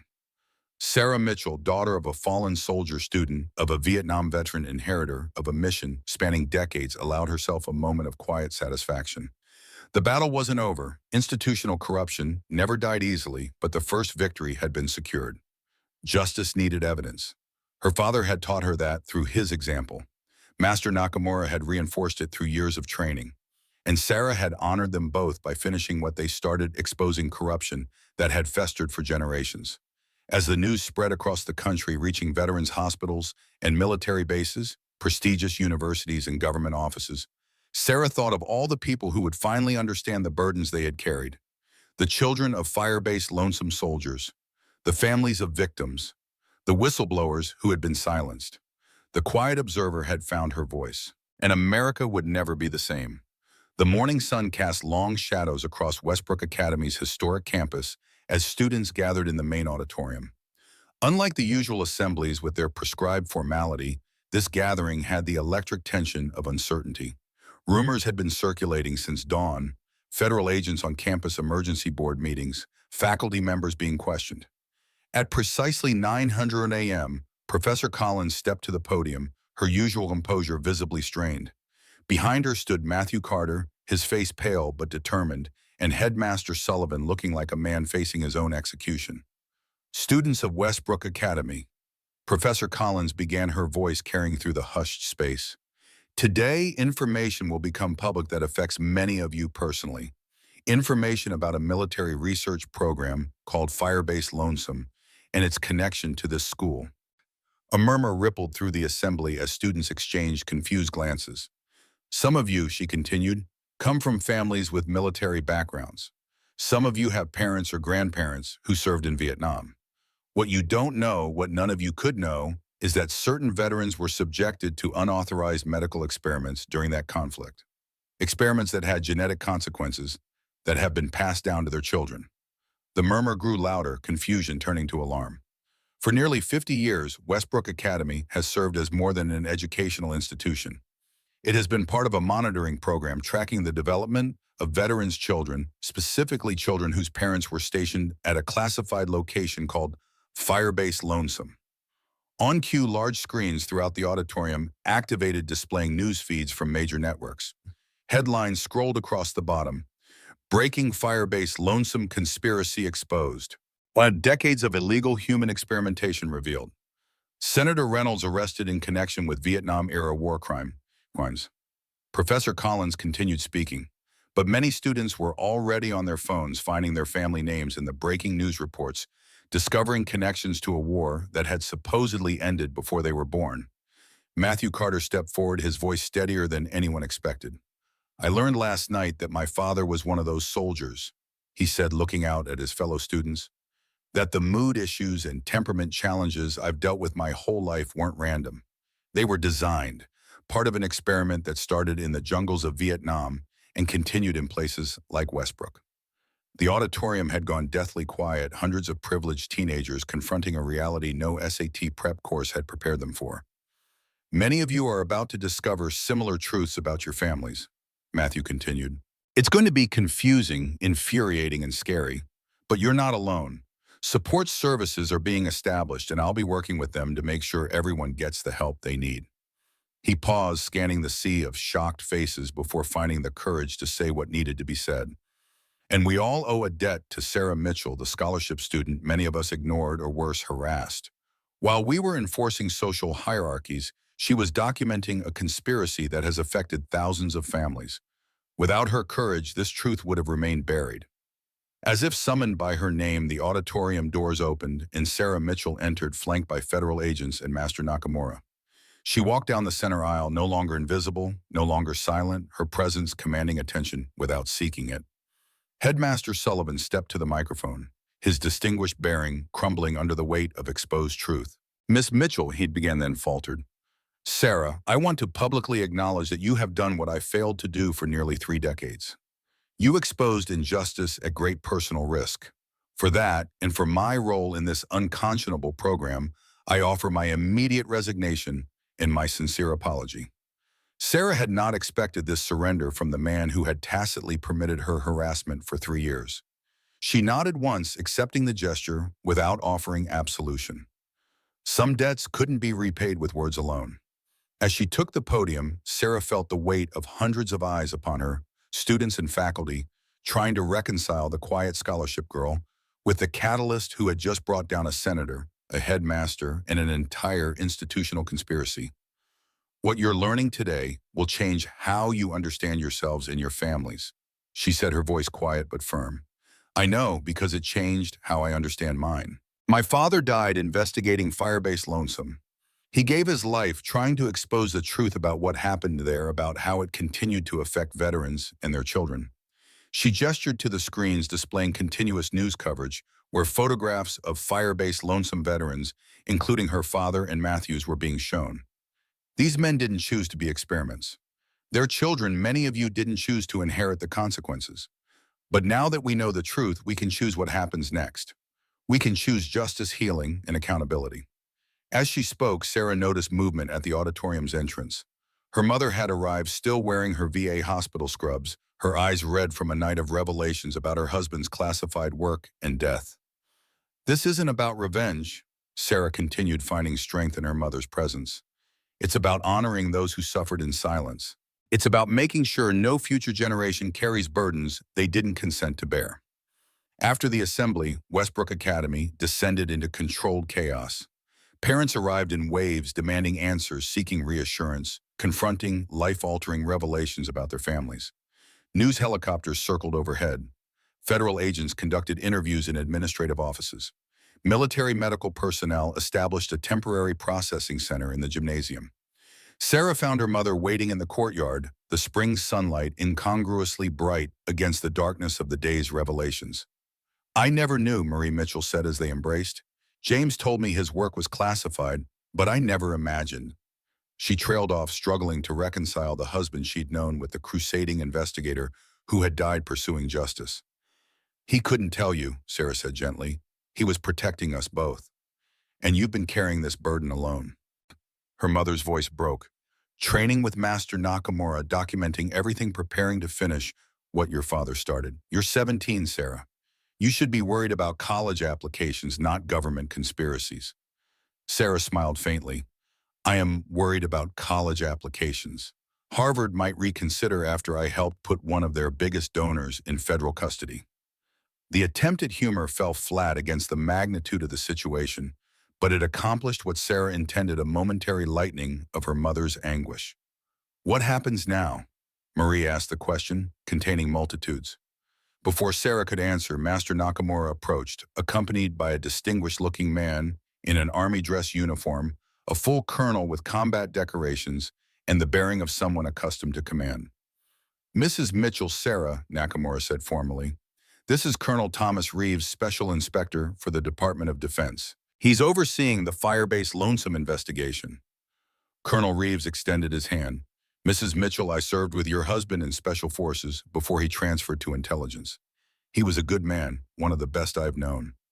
Marie accepted the handshake automatically, years of military spouse conditioning kicking in despite her emotional turmoil. "You knew James?" "I was with him at Firebase Lonesome in '71, Reeves confirmed, "one of the few who wasn't part of the experimental program. Your husband saved my life during an enemy attack, then spent decades trying to save everyone else affected by what happened there." Sarah studied the colonel carefully, noting the genuine respect in his voice when he spoke of her father. "Are you here to contain the situation, sir?" Reeves met her gaze with equal assessment. "I'm here to ensure justice is served, Miss Mitchell. Your father's work deserves nothing less." Master Nakamura nodded slightly, signaling to Sarah that Reeves could be trusted, at least provisionally. There will be congressional hearings, Reeves continued, criminal prosecutions, medical support programs for affected veterans and their families.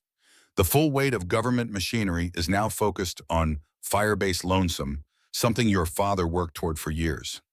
And Senator Reynolds, Sarah asked, negotiating a plea deal in exchange for naming every official involved in the cover-up. Reeves's expression was grim satisfaction. The dominoes are falling, and they lead to some very powerful people. As they spoke, Matthew approached hesitantly, his customary confidence replaced by respectful uncertainty. Sarah, there's something you should know, he said, nodding deferentially to the adults. Jason Reynolds is back. His parents brought him home from Switzerland when the news broke. He's asking to see you. Sarah felt a complex surge of emotions: anger, curiosity, wariness. Jason Reynolds had been her tormentor for 3 years, the entitled bully who had pushed her to defend herself and inadvertently triggered the exposure of Firebase Lonesome. Where is he? She asked. Federal custody, Matthew replied. They're holding him as a material witness at the field office downtown.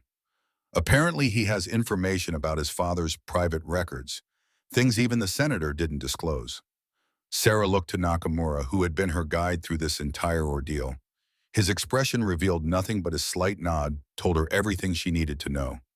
The mission wasn't complete. There were still threads to follow, still truths to uncover. I'll see him, she decided, but not alone. 4 hours later, Sarah sat across from Jason Reynolds in a sterile federal interview room. Gone was the arrogant quarterback in designer clothes. In his place sat a hollow-eyed young man in a plain gray sweatshirt, his right wrist still in a cast from their confrontation.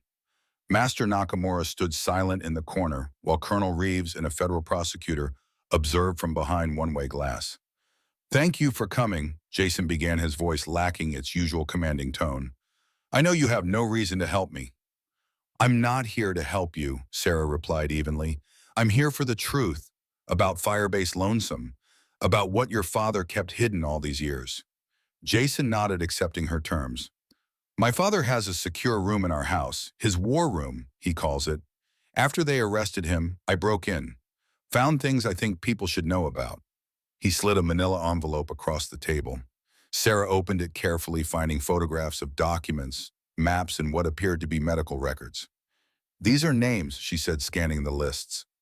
Hundreds of names. Test subjects for Jason cover. Not just from Vietnam, Bosnia, Afghanistan, Iraq. The program never stopped. It just moved and evolved. Sarah looked up sharply. Your father continued the experiments after Vietnam, in other conflicts. Different drugs, different objectives, but same basic idea: creating better soldiers through pharmaceutical enhancement. Jason's voice was flat, devoid of emotion. And tracking their children to study genetic effects. Sarah thought of her father's files, which had focused primarily on Vietnam-era experiments.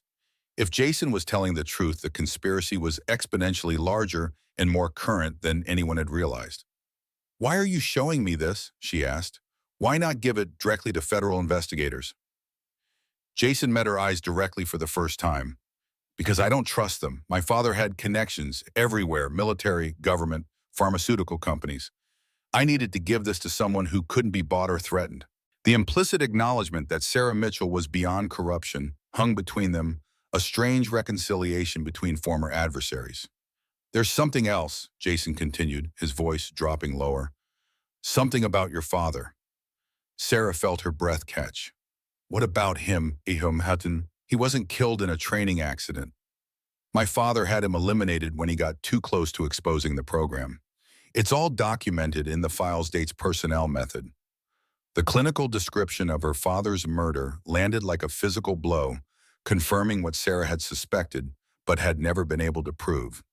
Did you know, she asked, her voice steady despite the storm inside her, when you were harassing me at school, did you know who my father was? What your father had done to him? No, Jason replied, and Sarah believed him. I didn't know anything until the night they sent me to Switzerland. My father was drunk, ranting about how history was repeating itself, how Mitchell's daughter was going to destroy everything just like her father almost did. Sarah absorbed this, fitting it into the larger picture. Jason Reynolds, for all his cruelty, had been as much a pawn as anyone, the son of a man twisted by guilt and pharmaceutical enhancement raised to continue a legacy of power built on suffering. There's one more thing you should know, Jason said, his voice catching. I was part of it too, the experiments. My father enrolled me in what he called specialized pharmaceutical therapy when I was 12, said it would help me excel in sports academics leadership. He pushed up his sleeve, revealing track marks that had nothing to do with recreational drug use. Twice weekly injections, performance enhancers based on the fire-based lonesome formulas, but refined for civilian application. That's what the doctors called it. Sarah stared at the evidence of Jason's unwitting participation in his father's continuing experiments. The rage issues, the volatility, the physical aggression, all chemically induced and enhanced, then shaped through the senator's brutal character building. Does the FBI know about this? She asked. I told them yesterday. They've ordered comprehensive blood work, genetic testing. Jason's laugh was brittle. Turns out I'm as much a lab rat as anyone at Firebase Lonesome, just a more expensive one. The revelation reframed everything Sarah had experienced at Westbrook. Jason Reynolds wasn't just a privileged bully. He was a victim of his father's obsession, a test subject in an ongoing experiment that had begun in Vietnam jungles 50 years earlier. I'm not asking for forgiveness, Jason said, correctly reading her expression. What I did to you and others was wrong, regardless of what was done to me. I just thought you deserved to know the full truth. Sarah nodded, accepting his statement without offering absolution. Some journeys couldn't be walked for others. She gathered the documents, preparing to leave when Jason spoke once more. Your father was a hero, he said quietly. Even my father admitted that in his private files. He called James Mitchell the conscience we silenced but couldn't escape. Sarah paused at the door, not turning back. And what does that make you, Jason? I don't know yet, he replied honestly, but I'm trying to figure it out. The congressional hearings began 6 weeks later, held in the ornate chambers where America's most consequential decisions were debated and determined. Sarah Mitchell testified on the third day, her composed recounting of 3 years' documentation at Westbrook Academy, providing the human context for the technical evidence being presented by military and medical experts. Miss Mitchell, the committee chairwoman asked, when did you first suspect there might be a connection between student behavior at Westbrook Academy and historical events at Firebase Lonesome? I didn't make that connection initially, Sarah replied, aware of the cameras broadcasting her testimony nationwide. I was simply documenting patterns of harassment and administrative indifference. It was Master Nakamura who helped me understand the larger context. And that would be Robert Nakamura, former FBI special agent and Vietnam veteran. Yes, ma'am. He served with my father in Vietnam, then continued working with him during the Firebase Lonesome investigation. Were you aware of the risks you were taking by pursuing this documentation? Sarah thought of the 3 years spent in calculated invisibility, of the confrontation with Jason Reynolds, of the attack on the cabin that had cost Carl Woodward his life. I understood there were rare risks, she answered carefully, but I believed then, as I believe now, that silence in the face of injustice only perpetuates suffering. In the gallery behind her, Marie Mitchell wiped away tears, pride and grief intermingled as she watched her daughter complete the mission that had cost her husband his life. Beside Marie sat Matthew Carter, attending the hearings with his father, Colonel Carter, now receiving treatment for the chemical and genetic alterations he'd unknowingly carried since Vietnam. The treatments were helping, gradually reducing the rage issues and paranoia that had shadowed their family for decades. Master Nakamura observed from further back, his stoic expression revealing nothing to casual observers. But Sarah, who had trained with him for 6 years, could read the subtle signs of satisfaction in his posture. The mission he had begun with James Mitchell was reaching its conclusion, justice finally emerging from decades of shadow. When the day's testimony concluded, Sarah found Colonel Reeves waiting in the hallway outside the chamber. Well done, Miss Mitchell, he said with professional approval. Your testimony connected the technical evidence to human experience in a way that can't be ignored or dismissed. What happens next? Sarah asked the question that had become her standard response to each new development. Indictments, Reeves replied. Dozens of them, reaching into pharmaceutical companies, defense contractors, military leadership, and multiple congressional committees. The Firebase Lonesome conspiracy was vast and multi-generational. And the victims, the veterans, and their families. That's the next phase, Reeves confirmed. A comprehensive support program is being established. Medical treatment, genetic counseling, financial compensation. Your input on the program design has been invaluable. Sarah nodded, thinking of the hours she'd spent reviewing proposals, ensuring that the government's response addressed not just physical consequences, but psychological damage as well. There's something else you should know, Reeves continued, lowering his voice. Your father's service record has been amended. The false training accident report has been expunged, replaced with an accurate account of his counterintelligence work and the circumstances of his death. He handed her a small velvet box. Inside was the Silver Star, one of America's highest military decorations awarded for gallantry in action. This would have been presented years ago if the truth hadn't been buried, Reeves said solemnly. Your father's sacrifice likely saved hundreds of lives by preventing fire-based lonesome techniques from being deployed in subsequent conflicts. Sarah stared at the medal, its silver surface catching the light from the historic corridor chandeliers. This small piece of metal couldn't bring her father back, couldn't restore the 7 years she'd spent believing he died in a meaningless accident. But it represented something profound: official acknowledgement of the truth, the government's formal recognition that James Mitchell had died serving his country with honor. Thank you, she said simply, closing the box and placing it carefully in her bag. As she walked through the Capitol's marble corridors, Sarah reflected on the journey that had brought her here. 3 years ago, she had been a scholarship student trying to survive Westbrook Academy's hostile environment. Now she was a key witness in congressional hearings that would reshape military medical ethics in veterans' care for generations. Outside, spring had fully arrived in Washington, cherry blossoms drifting across the mall like pink snow. Sarah found Master Nakamura waiting on the Capitol steps, his weathered face turned toward the Washington Monument, standing stark against the blue sky. Your testimony was excellent, he said without preamble. Precise, factual, compelling. Your father would have been proud. Colonel Reeves gave me his Silver Star, Sarah replied, matching Nakamura's directness. Nakamura nodded approvingly. Long overdue recognition. They walked in comfortable silence toward the reflecting pool, two warriors at different stages of the same long battle. I've been offered a position, Sarah said eventually. Special advisor to the Fire-Based Lonesome Reconciliation Committee. They want me to help design support programs for affected families. Will you accept? I'm considering it. She hesitated. It would mean deferring college for a year. Nakamura smiled slightly. Harvard has stood for nearly 400 years. It can wait one more year for Sarah Mitchell. Sarah returned the smile, acknowledging the decision she had already made, but needed to hear validated. The fire-based lonesome mission wasn't complete yet. There were still families who needed help, still systems that required reform, still truths that demanded documentation. What about you, she asked. Will you continue your FBI consulting work? I've been asked to help train the support team for fire-based lonesome families, Nakamura replied.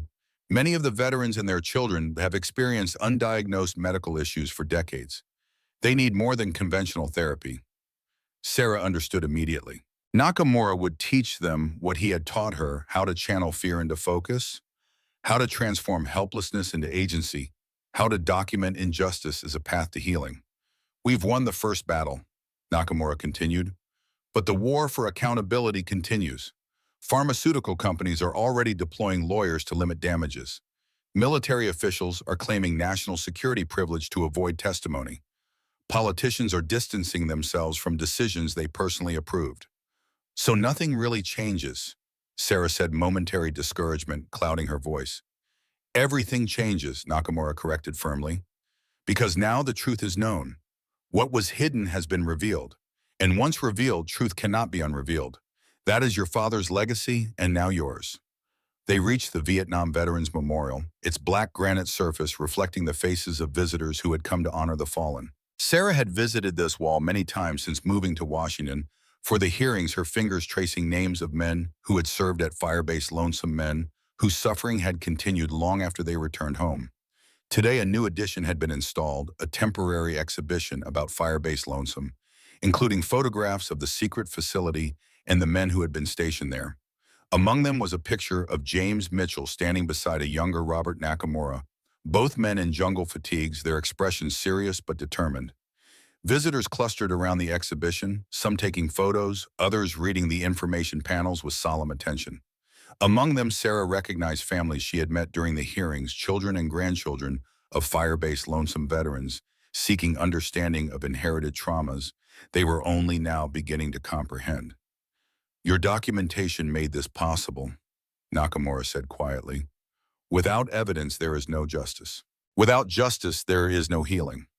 Sarah watched as an elderly veteran in a wheelchair approached the exhibition, accompanied by a middle-aged man who was clearly his son. The family resemblance was striking, as was the identical set of their shoulders, a physical manifestation of tension carried across generations. The son helped position his father directly in front of James Mitchell's photograph.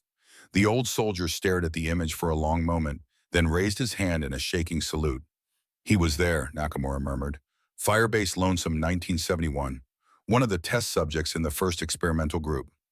Sarah moved towards them, drawn by an instinct she couldn't quite name. The elderly veteran lowered his salute as she approached, his weathered face turning toward her, with the careful movement of someone managing chronic pain. "You're Mitchell's daughter, he said, his voice gravelly with age and emotion. "I saw your testimony this morning." "Yes, sir," Sarah confirmed. "I'm Sarah Mitchell." "Frank Dawson," the veteran replied.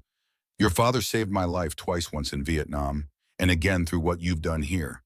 The doctors finally know what's wrong with me. What's wrong with my son and grandkids, too. After 50 years of being told it was all in my head." His son extended his hand. "Michael Dawson, my father's been having unexplained neurological symptoms since before I was born. Now we know they're connected to the Firebase Lonesome experiments. Because of your work, we're finally getting proper treatment." Sarah shook his hand, overwhelmed by the direct connection to her father's work. These weren't abstract victims in medical files. They were real people whose lives had been irrevocably altered by Firebase Lonesome and who are now finding answers because of documentation that had spanned generations. "Your father kept records too," Frank Dawson continued, patting a worn leather satchel attached to his wheelchair. "Names, dates, symptoms. 50 years worth. Figured someday someone would need to know what happened to us." Sarah stared at the satchel, understanding its significance immediately. "You documented everything." The old soldier nodded, a hint of pride breaking through his stoic expression. "Didn't know what I was documenting exactly, just knew something wasn't right. Figured the truth would matter someday." "It matters now," Sarah assured him. "Every piece of evidence helps build the case for comprehensive support and accountability." As they talked, more veterans and families approached, drawn by Frank Dawson's presence. Soon a small crowd had gathered around Sarah and Master Nakamura, people sharing stories of mysterious symptoms, of medical dismissals, of generational struggles that suddenly had context. One woman, approximately Sarah's mother's age, pressed a photograph into her hands. "My father served with yours," she explained. "He never talked about Vietnam, but he kept this picture until the day he died." The photograph showed a group of young soldiers outside a jungle outpost. Sarah recognized her father immediately, standing beside a man who resembled the woman who had given her the picture. "He wrote something on the back," the woman added. Sarah turned the photograph over, finding a faded inscription in her father's handwriting: "Firebase Lonesome 1972. The truth will survive us." The simple statement, written decades before Sarah was born, struck her with unexpected force. Her father had known even then that the fight for justice would outlast him, that the documentation he began might need to be completed by others. By her. Master Nakamura placed a steadying hand on her shoulder, recognizing the emotional impact of this direct connection to her father's mission. "Your father planted seeds of truth," he said quietly. "You've helped them grow into justice." As the impromptu gathering continued, Sarah noticed a familiar figure observing from a respectful distance, Matthew Carter standing beside his father. Both men looked different from when she had first encountered them at Westbrook Academy. The aggressive entitlement was gone, replaced by a more grounded presence. Sarah motioned them over, including them in the growing circle of Firebase Lonesome families. "Colonel Carter has been helping organize the Veteran Support Network," she explained to the group, "and Matthew has been working with the Children and Grandchildren program." Matthew nodded, his expression earnest. "We're creating peer support groups for kids like us, people who inherited effects we never understood until now. It's helping a lot of us process what's happening." Colonel Carter, now receiving treatment for the chemical alterations that had affected his behavior for decades, spoke with the direct clarity of a military man. What happened at Firebase Lonesome was a betrayal of everything the uniform stands for. But what's happening now, the truth, the accountability, the support that represents the best of American values. We acknowledge our failures and work to make them right. The gathering had taken on the quality of a reunion, veterans and families sharing experiences that had previously been isolated struggles. Sarah moved among them, listening more than speaking, documenting in her mind the human impact of her father's work and her own. As evening approached, the group gradually dispersed, many heading to a nearby restaurant to continue their conversations. Sarah declined the invitation to join them, needing time to process the emotional weight of the day. She found herself alone at the Vietnam Memorial as twilight descended the black granite, reflecting the first stars appearing in the deepening blue sky. Running her fingers along the engraved names, Sarah thought of all the men who had returned from that conflict, carrying burdens they couldn't name or understand: chemical alterations, pharmaceutical dependencies, genetic modifications that would affect generations to come. "I thought I might find you here." The voice startled her. Sarah turned to find Jason Reynolds standing a respectful distance away, his right hand still in a lighter cast than when she had last seen him.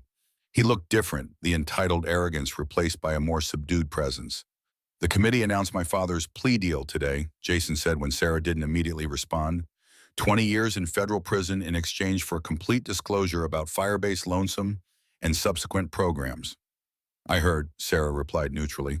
"They're calling it the most significant military conspiracy case since Iran-Contra." Jason nodded, accepting her measured response. "I've been working with the prosecutors, helping them understand my father's files.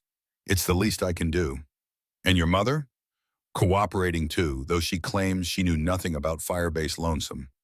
Jason's expression suggested he didn't entirely believe this. "She's agreed to establish a foundation for affected families, using the Reynolds family fortune to help the people they harmed." Sarah studied him carefully, looking for signs of the boy who had tormented her for 3 years. That Jason seemed to have vanished, replaced by someone more uncertain, but perhaps more authentic. "The doctors have me on a detox protocol," Jason continued, correctly reading her assessment, "clearing the performance enhancers from my system. They say it will take months, maybe years, to fully reverse the effects." "And then what?" Sarah asked. "Then I try to figure out who I really am without the chemicals and my father's character building." Jason's attempt at a smile didn't quite reach his eyes. "The prosecutors are recommending against criminal charges for me given my age, when the injections started, and my cooperation now. But I'll be testifying in most of the civil cases." Sarah considered this information, the complicated reality of Jason as both perpetrator and victim. "Why are you telling me this?" "Because I owe you the truth," he replied simply, "and because I want you to know that what you've done, exposing Firebase Lonesome, finishing your father's work, it matters. It's saving lives, including mine." The admission hung between them, neither apology nor a plea for forgiveness, but something more fundamental: acknowledgement of truth and its power to heal. "I can't change what I did at Westbrook," Jason continued, "but I'm trying to make better choices now. That's something I learned from you, actually. We always have choices, even when the system is designed to deny them." Sarah thought of her 3 years documenting abuse at Westbrook Academy, of her father's decades-long investigation of Firebase Lonesome, of Master Nakamura's patient mentorship. "Documentation is the first step," she said finally, "but it's meaningless without action." "I know." Jason glanced at the Vietnam Memorial, its polished surface reflecting their images like shadows against the engraved names. "That's why I've decided to testify publicly about the psychological conditioning methods my father used. The prosecutors say it will help establish pattern and intent for the larger conspiracy case." Sarah nodded, respecting his decision while maintaining emotional distance. Some bridges couldn't be rebuilt once burned. Some wounds left permanent scars even after healing. "Good luck with your testimony," she said, preparing to leave. "Sarah," Jason called as she turned away, "one more thing you should know. Your father, they're adding his name to the Intelligence Community Memorial Wall. For operatives who died in the line of duty, the ceremony is next week." The news stopped her. The Intelligence Community Memorial Wall was a sacred space within the CIA headquarters, honoring those who had made the ultimate sacrifice in America's clandestine services. Having James Mitchell's name added there represented the final official acknowledgement of his true service and sacrifice. "Thank you for telling me," Sarah said, meaning it. As she walked away from the Vietnam Memorial, leaving Jason Reynolds contemplating the names of men who had served during his father's war, Sarah felt a sense of completion settling over her. Not closure the firebase.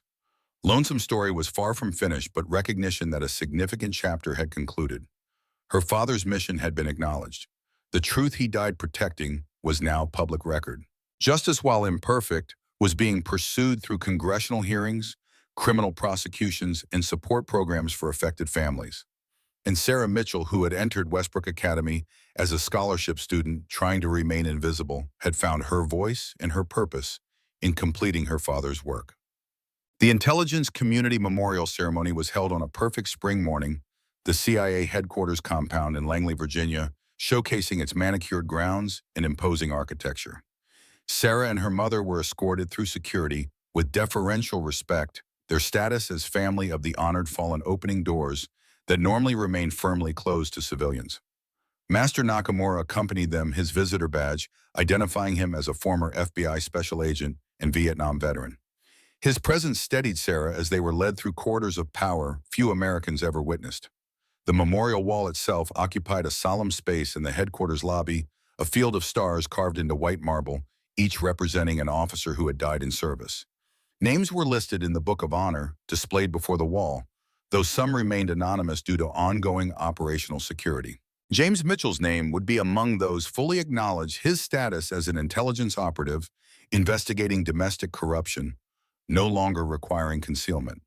The ceremony was brief but powerful. Intelligence community leadership and military representatives paying tribute to officers whose additions to the wall had been delayed by classified circumstances. James Mitchell was one of 5 names being added that day, each representing a sacrifice that had remained unacknowledged for years or decades. When it was her father's turn, Sarah stepped forward with her mother to receive the memorial star, a crystal representation of the star that would forever mark James Mitchell's service on the marble wall. Major James Mitchell's investigation of Project Firebase Lonesome represented the highest ideals of intelligence service, the CIA director stated. He identified a domestic conspiracy that threatened national security and ethical military conduct, pursuing that investigation at great personal risk. His ultimate sacrifice has led to accountability and justice that will benefit generations of veterans and their families. As Sarah accepted the memorial star, she caught sight of Colonel Reeves standing at attention among the military representatives. Beside him was another familiar face, Frank Dawson, the Firebase Lonesome veteran she had met at the Vietnam Memorial, now in his dress uniform despite his wheelchair. Both men saluted as James Mitchell's star was unveiled on the wall, a gesture of profound respect from warriors who understood the true meaning of service and sacrifice. After the ceremony, Sarah found a moment alone with the memorial wall, studying the field of stars representing lives given in silent service. Her father's star was now among them, one point of light in a constellation of sacrifice. "He would be proud of you," Master Nakamura said, joining her quiet contemplation. "Not just for exposing Firebase Lonesome, but for how you did it with precision documentation and strategic patience." "I had a good teacher," Sarah replied, acknowledging his role in preparing her to complete her father's mission. "You had 2 good teachers," Nakamura corrected gently. "Your father laid the foundation. I merely helped you build upon it." As they prepared to leave the CIA headquarters, Colonel Reeves approached with a formal envelope bearing government seals. "This arrived at my office this morning," he explained, handing it to Sarah. "Authorization to release the remaining classified files on Firebase Lonesome to the Congressional Committee. The full truth will finally be on the record." Sarah accepted the envelope, understanding its significance. With these files, the last barriers to complete accountability would fall. Pharmaceutical companies couldn't hide behind government secrecy. Military officials couldn't claim national security privilege. The entire conspiracy would be exposed to public scrutiny and justice. "Your father began this journey 50 years ago in the jungles of Vietnam," Reeves continued. "You've helped bring it to completion. That's a legacy few people ever achieve." As Sarah, her mother, and Master Nakamura departed the CIA compound, they found a group waiting respectfully beyond the security perimeter firebase, lonesome families who had come to honor James Mitchell's recognition. Among them were Matthew and Colonel Carter Frank and Michael Dawson and other veterans and descendants Sarah had met during the congressional hearings. "They came to pay their respects," Matthew explained. Your father is a hero to everyone affected by Firebase Lonesome. Sarah was moved by this spontaneous gathering, this tangible evidence that her father's work and sacrifice had meaning beyond official recognition. These were the people whose lives would change because of justice finally delivered, veterans receiving proper medical treatment, children understanding the genetic factors affecting their development, families healing from trauma that had spanned generations. The group had organized an impromptu reception at a nearby Veterans Hall where photographs of James Mitchell and other Firebase Lonesome whistleblowers were displayed alongside memorabilia from Vietnam. The atmosphere was solemn but hopeful, people who had carried unnamed burdens for decades finally finding community and understanding. As Sarah moved through to the gathering, she was struck by how many of them had stories similar to her own children, who had documented their parents' mysterious symptoms, veterans who had kept records of their experiences, families who had sensed something was wrong but couldn't identify its source. They had all been quiet observers in their own way, collecting evidence of injustice while waiting for the right moment to speak truth to power. Master Nakamura found her near a display of Firebase Lonesome photographs, studying an image of the outpost where her father had first encountered the experimental program. "Your mission is complete," he said, pride evident in his usually stoic expression. "But I suspect your work is just beginning." Sarah nodded, understanding his meaning. The Firebase Lonesome revelation had opened doors to other military medical ethics investigations, other veterans justice initiatives, other accountability projects that would require the skills she had developed. "I accepted the position with the Reconciliation Committee," she told him. "Harvard has approved my deferral year." "A wise choice," Nakamura approved. "Some educations can't be found in classrooms, even at Harvard." As the reception continued, Sarah stepped outside for a moment of quiet reflection. The spring evening was settling over Virginia cherry blossoms drifting in the gentle breeze, the distant monuments of Washington gleaming in the fading light. She thought of how far she had come from the quiet scholarship girl at Westbrook Academy, documenting harassment training in secret, preparing for a confrontation she couldn't fully anticipate. That girl had been invisible by necessity, silent by strategy. The woman returning inside to join the Firebase Lonesome families was different, visible, vocal, committed to ensuring that silence never again protected injustice. Sarah Mitchell, a daughter of a fallen intelligence officer, student of a Vietnam veteran, inheritor of a 50-year mission for truth, had found her voice, and America was listening. 1 year later, Sarah Mitchell stood at the podium in Westbrook Academy's main auditorium, addressing a very different institution than the one she had entered as a freshman. The student body before her represented a more diverse population. Scholarship students made up 20% of enrollment now, and a new ethical leadership curriculum had replaced the old emphasis on social hierarchies. Westbrook Academy was founded during the American Revolution. Sarah began, her voice carrying confidently through the space. Its original mission was to educate citizen leaders who would build a more perfect union. Somewhere along the way, that mission became corrupted, not just by the Firebase Lonesome connection, but by systems of privilege that confused wealth with worth. She gestured to the newly installed memorial wall at the side of the auditorium, where photographs and biographies of Firebase Lonesome veterans created a permanent reminder of the school's complicated history. This institution is now engaged in its own revolution, reclaiming its founding purpose by acknowledging past failures and committing to ethical leadership for the future. That transformation wouldn't have been possible without truth documentation and the courage to speak when silence would have been easier. In the audience, Matthew Carter nodded his agreement. Now heading the student advocate programs Sarah had helped design, Matthew had found purpose in supporting other Firebase Lonesome descendants, navigating their complicated genetic inheritance. Behind him sat Professor Collins, recently appointed as Westbrook's new headmaster, following Sullivan's resignation and subsequent cooperation with federal investigations. The Firebase Lonesome Reconciliation Act was signed into law last month. Sarah continued, referring to the comprehensive legislation providing medical treatment, research funding, and financial compensation for affected veterans and families. That law represents America at its best, acknowledging mistakes, accepting responsibility, and working to repair harm across generations. She didn't mention her own role in shaping the legislation, serving as special advisor to the congressional committee that had drafted it. That work had been deeply satisfying, but intentionally behind the scenes, her father's daughter to the core. As I prepare to begin my freshman year at Harvard next fall, I carry with me the most important lesson from my time at Westbrook: documentation without action is merely observation, but documentation with strategic action can change the world. After her address, Sarah found Master Nakamura waiting in the courtyard exactly where he had trained her to meet if they were ever separated during an operation. Old habits remained even as their mission had evolved.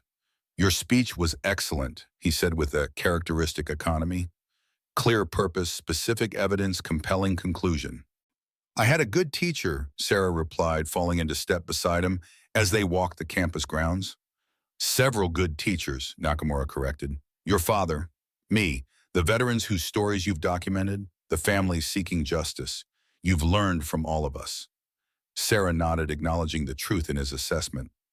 The past year working with the Reconciliation Committee had been an education no university could provide, understanding complex government systems, navigating institutional resistance, translating individual suffering into effective policy.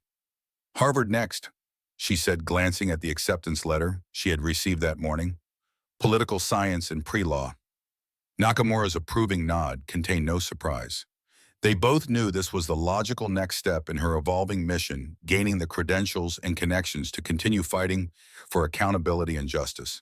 "Your father once told me that true patriots are those who hold America accountable to its highest ideals," Nakamura said as they reached the campus gates. "He would be proud to see you continuing that tradition." As they parted ways, Nakamura to his ongoing work training support personnel for fire-based lonesome families, Sarah to prepare for her Harvard orientation. They exchanged the formal bow that had concluded their training sessions for 6 years. Master and student, mentor and protege. Veterans of different wars fought on the same moral terrain. Mohammed.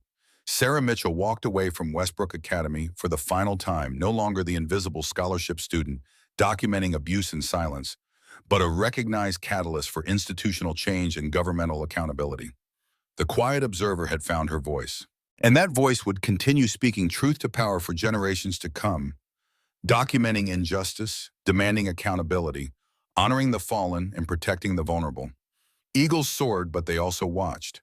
And sometimes they changed the course of history with nothing more than the steady beat of their wings and the clarity of their vision. In the end, silence held power that words alone could never match. Sarah Mitchell began her journey as a ghost in Westbrook's hallowed halls, invisible by necessity, watchful by design. What started as survival became revolution, a quiet girl's documentation igniting a fire that consumed decades of corruption.